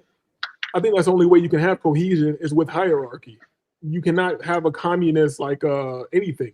You feel me? Even a brotherhood. You can't have no communist as brotherhood. Somebody is a leader. Somebody is a leader, dog. It is what it is. And if you don't have somebody who's a leader and you respect protocol or whatever, be it relationships or in groups or whatever, that's just not going to work out. What you know, nigga? Why that nigga the leader? Man, why that nigga got? Man, I almost do this. Like it's always gonna be like that. I think I don't know. This reptile brain, human nature is always gonna detest subjugate. Will interpret something like that as subjugation of some sort. And then you get like mutinies and shit like that. Like maybe, I don't know. Human nature is kind of.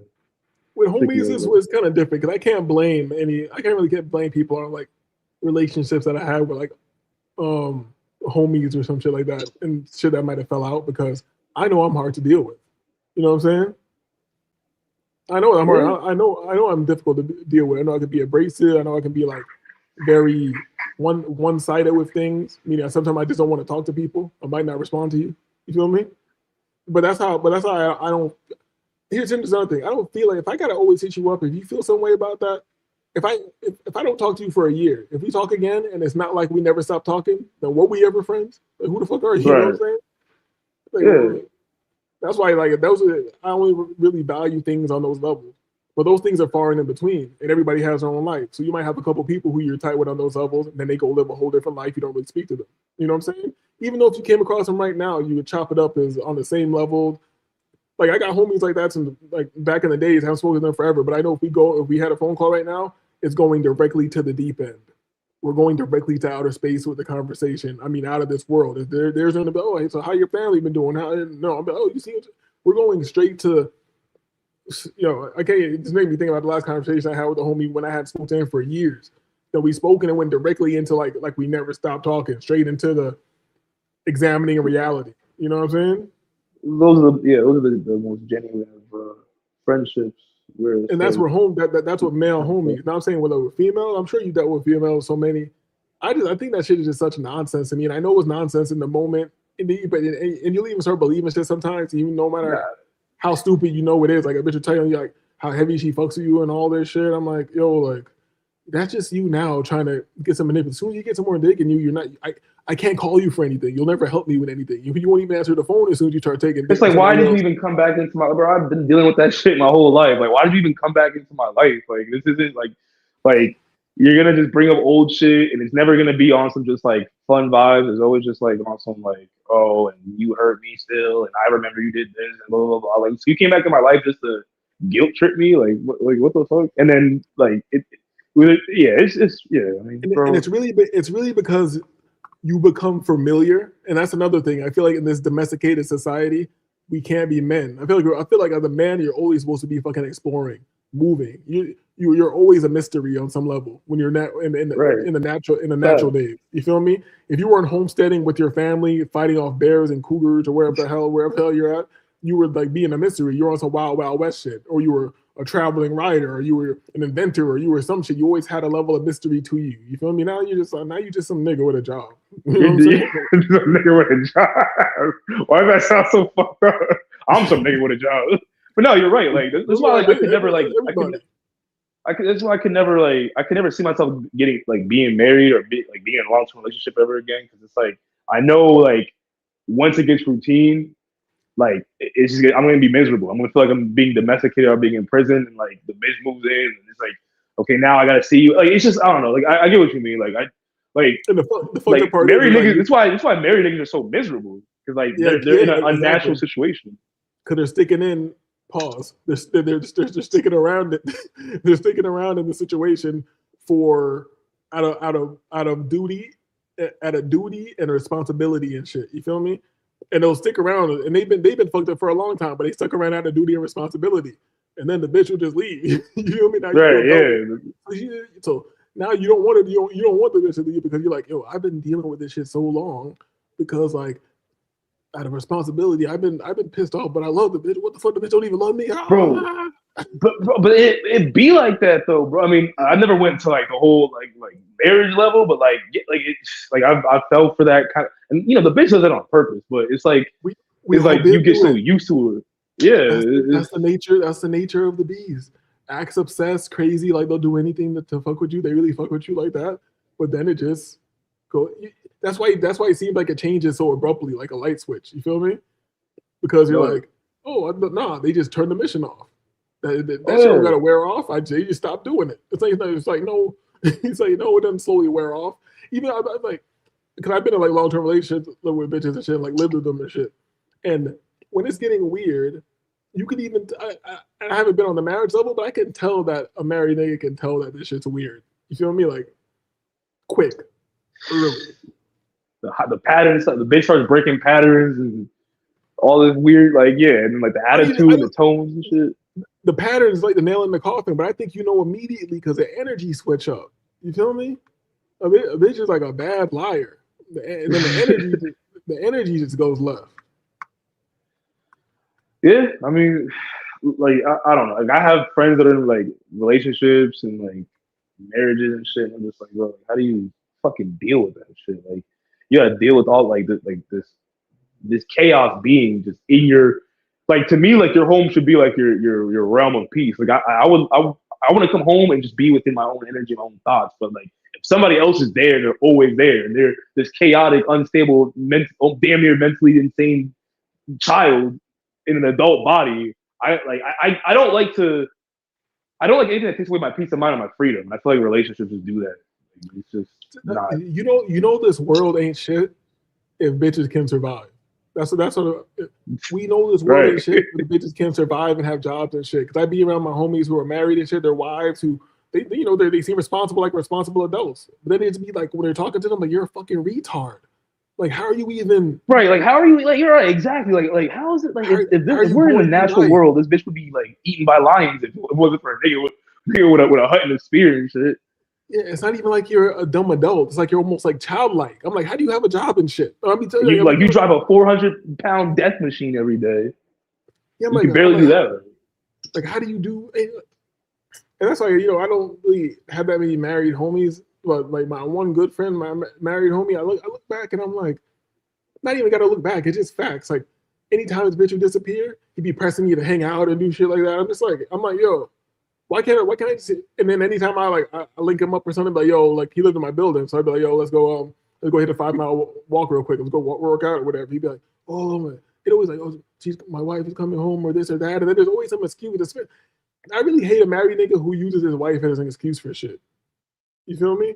Oh, I can't them do this, I permission, can't do them that. permission, I'm like, yeah, you a bitch ass nigga, dog. And the thing is, you can just say no. I don't like a motherfucker using his bitch as an excuse. That shit makes me sick.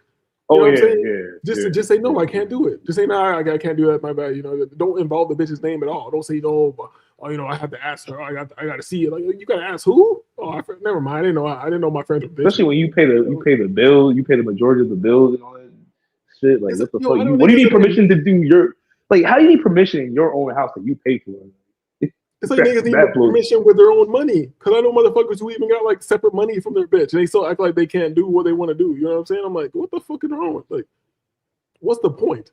And then, you know, another dumb thing too is I know motherfuckers who are married or have long-term girls. I'm like, but they don't want to have kids. I'm like, what's the point of this shit? Oh my God, yeah, bro. I'm like, what's the point? You be complaining to me about a bitch that you don't gotta be? You're like, what the fuck are you?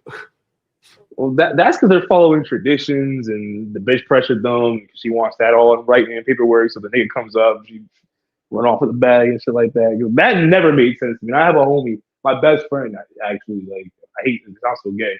I have a homie who's like that, like he's married, him and his wife don't want kids. So I'm like, I don't say this to him because like I don't really care, you know, for an explanation per se, but I know what the reason is. But it's like, yo, like why did you even get married? Like you just let this bitch just pressure you into marrying you, to getting married for what? I don't mind motherfuckers staying together forever if that's what you want to do. Everybody you're in. Yeah, but like why get into the government? Why let the government and sign this paperwork and do all this money wasting shit just like for what? It was crazy. We're talking about wasting money and they're stacking up like quarters in their titties or whatever. We'll see. This is a better use. So, yeah, but here's the thing. I don't really mind it. I wouldn't mind it as much. Like you're saying, why do you mind it? Oh, it's not you, nigga. But I don't really mind it. It's just that don't complain to me about the bitch ever. That why are you telling me about? You feeling me? Like or this and that or like I'm like, yo, just you can blow all steam or whatever. And like you like your home event or whatever. But then I'd be like, hey, you chose this shit. Actually, you know what? You know what? Fuck that shit. Niggas in relationships be trying to make you an emotional tampon, just like the bitch. Facts. Yeah, it's fucking retarded, bro. Like, yeah, I can't. Man, now I'm thinking about this shit. Stupid ass nigga. We be traveling the world stacking quarters in Japanese bitches too. but you want to be arguing with the bitch. You want to be chained down to the same bitch, same titties. You want to be budgeting and building legacy with a bitch you're not gonna have no kids with. You guys are buying like apartments and shit like that. Property, like for what? Right, apartments and dogs and shit. For what? You got real estate and shit. For what, nigga? That's the dumbest shit to me in the world. Like you better be if you don't want to have any kids, you better be balling out and just having fun all the time. What's the point? What are you doing? Right. Be a what do they call it? Dink. Damn, double income, no kids. But like you do like fly shit. You're not just like sitting at home. I guess it makes sense, but then again, like I guess maybe I'm damaged and traumatized or just weird, but I don't want to do cool shit with a bitch. Like, what the fuck? Well, yeah, like you go on vacation with a bitch, like the same bitch every vacation. That kind of seems a little lame to me. Yeah, that shit. That's put it this way. Even if it's a new, there's certain places that if you take a bitch, period, it's just weird to me. And there's certain places where I wouldn't want a girl with me. Like certain places where I don't want to smash bitches there. You feel me? Like if I'm like, I take like a bitch could pull up to Jamaica or something because I'm not really like trying to smash Jamaican bitches like that. But then they know what it is. They know they're there to be my sex slave on my vacation. You feel me? It's not about like anything beyond that. Right. But like if you bring your wife and shit, she can be on her period. She'll, you know what I mean? Like yeah, so many stipulations. She think you can talk crazy to you because you are supposed to pay for things and like you gotta leave there and go back to the same house If I'm on vacation and a bitch talks crazy to me, I am just disappearing. You're gonna hope you see me again somewhere. You know what I mean? Yeah, man. I mean, my battery's about to die. I gotta get something to eat. But nah. I mean, bro, like this life is just gonna be what it's gonna be. You just gotta just fucking thug this shit out. Essentially, that's kind of what the conclusion is. Like, it came to. It's gonna whip your ass. Don't. You have to, it's gonna whip your ass, and you have to whip its ass. But either way, if you're not, if you're not gonna self-delete, then you gotta keep throwing hands. That's what it is. Yeah. Or if this is a prison planet, are you gonna be a fag? Are you gonna be are you gonna be a jail twink? Are you gonna get bent over and fucked? Are you gonna pay protection and get fucked in your ass? You could survive. That's that's a good analogy, bro. That's what the reality is. That's crazy, bro. That's how the world. Yeah, you gotta fuck the world, or it's gonna fuck you. Essentially. You feel me? If this is a prison planet, we're doing all we can to cause havoc and run the yard. But we're not. That's an analogy. So we don't got a knife up niggas. Maybe we just need to meditate, concentrate on ourselves, manifest, do what we need to do. Lift weights, read books. You know what I mean? Get iller, some spirituality. Get more better. Yeah.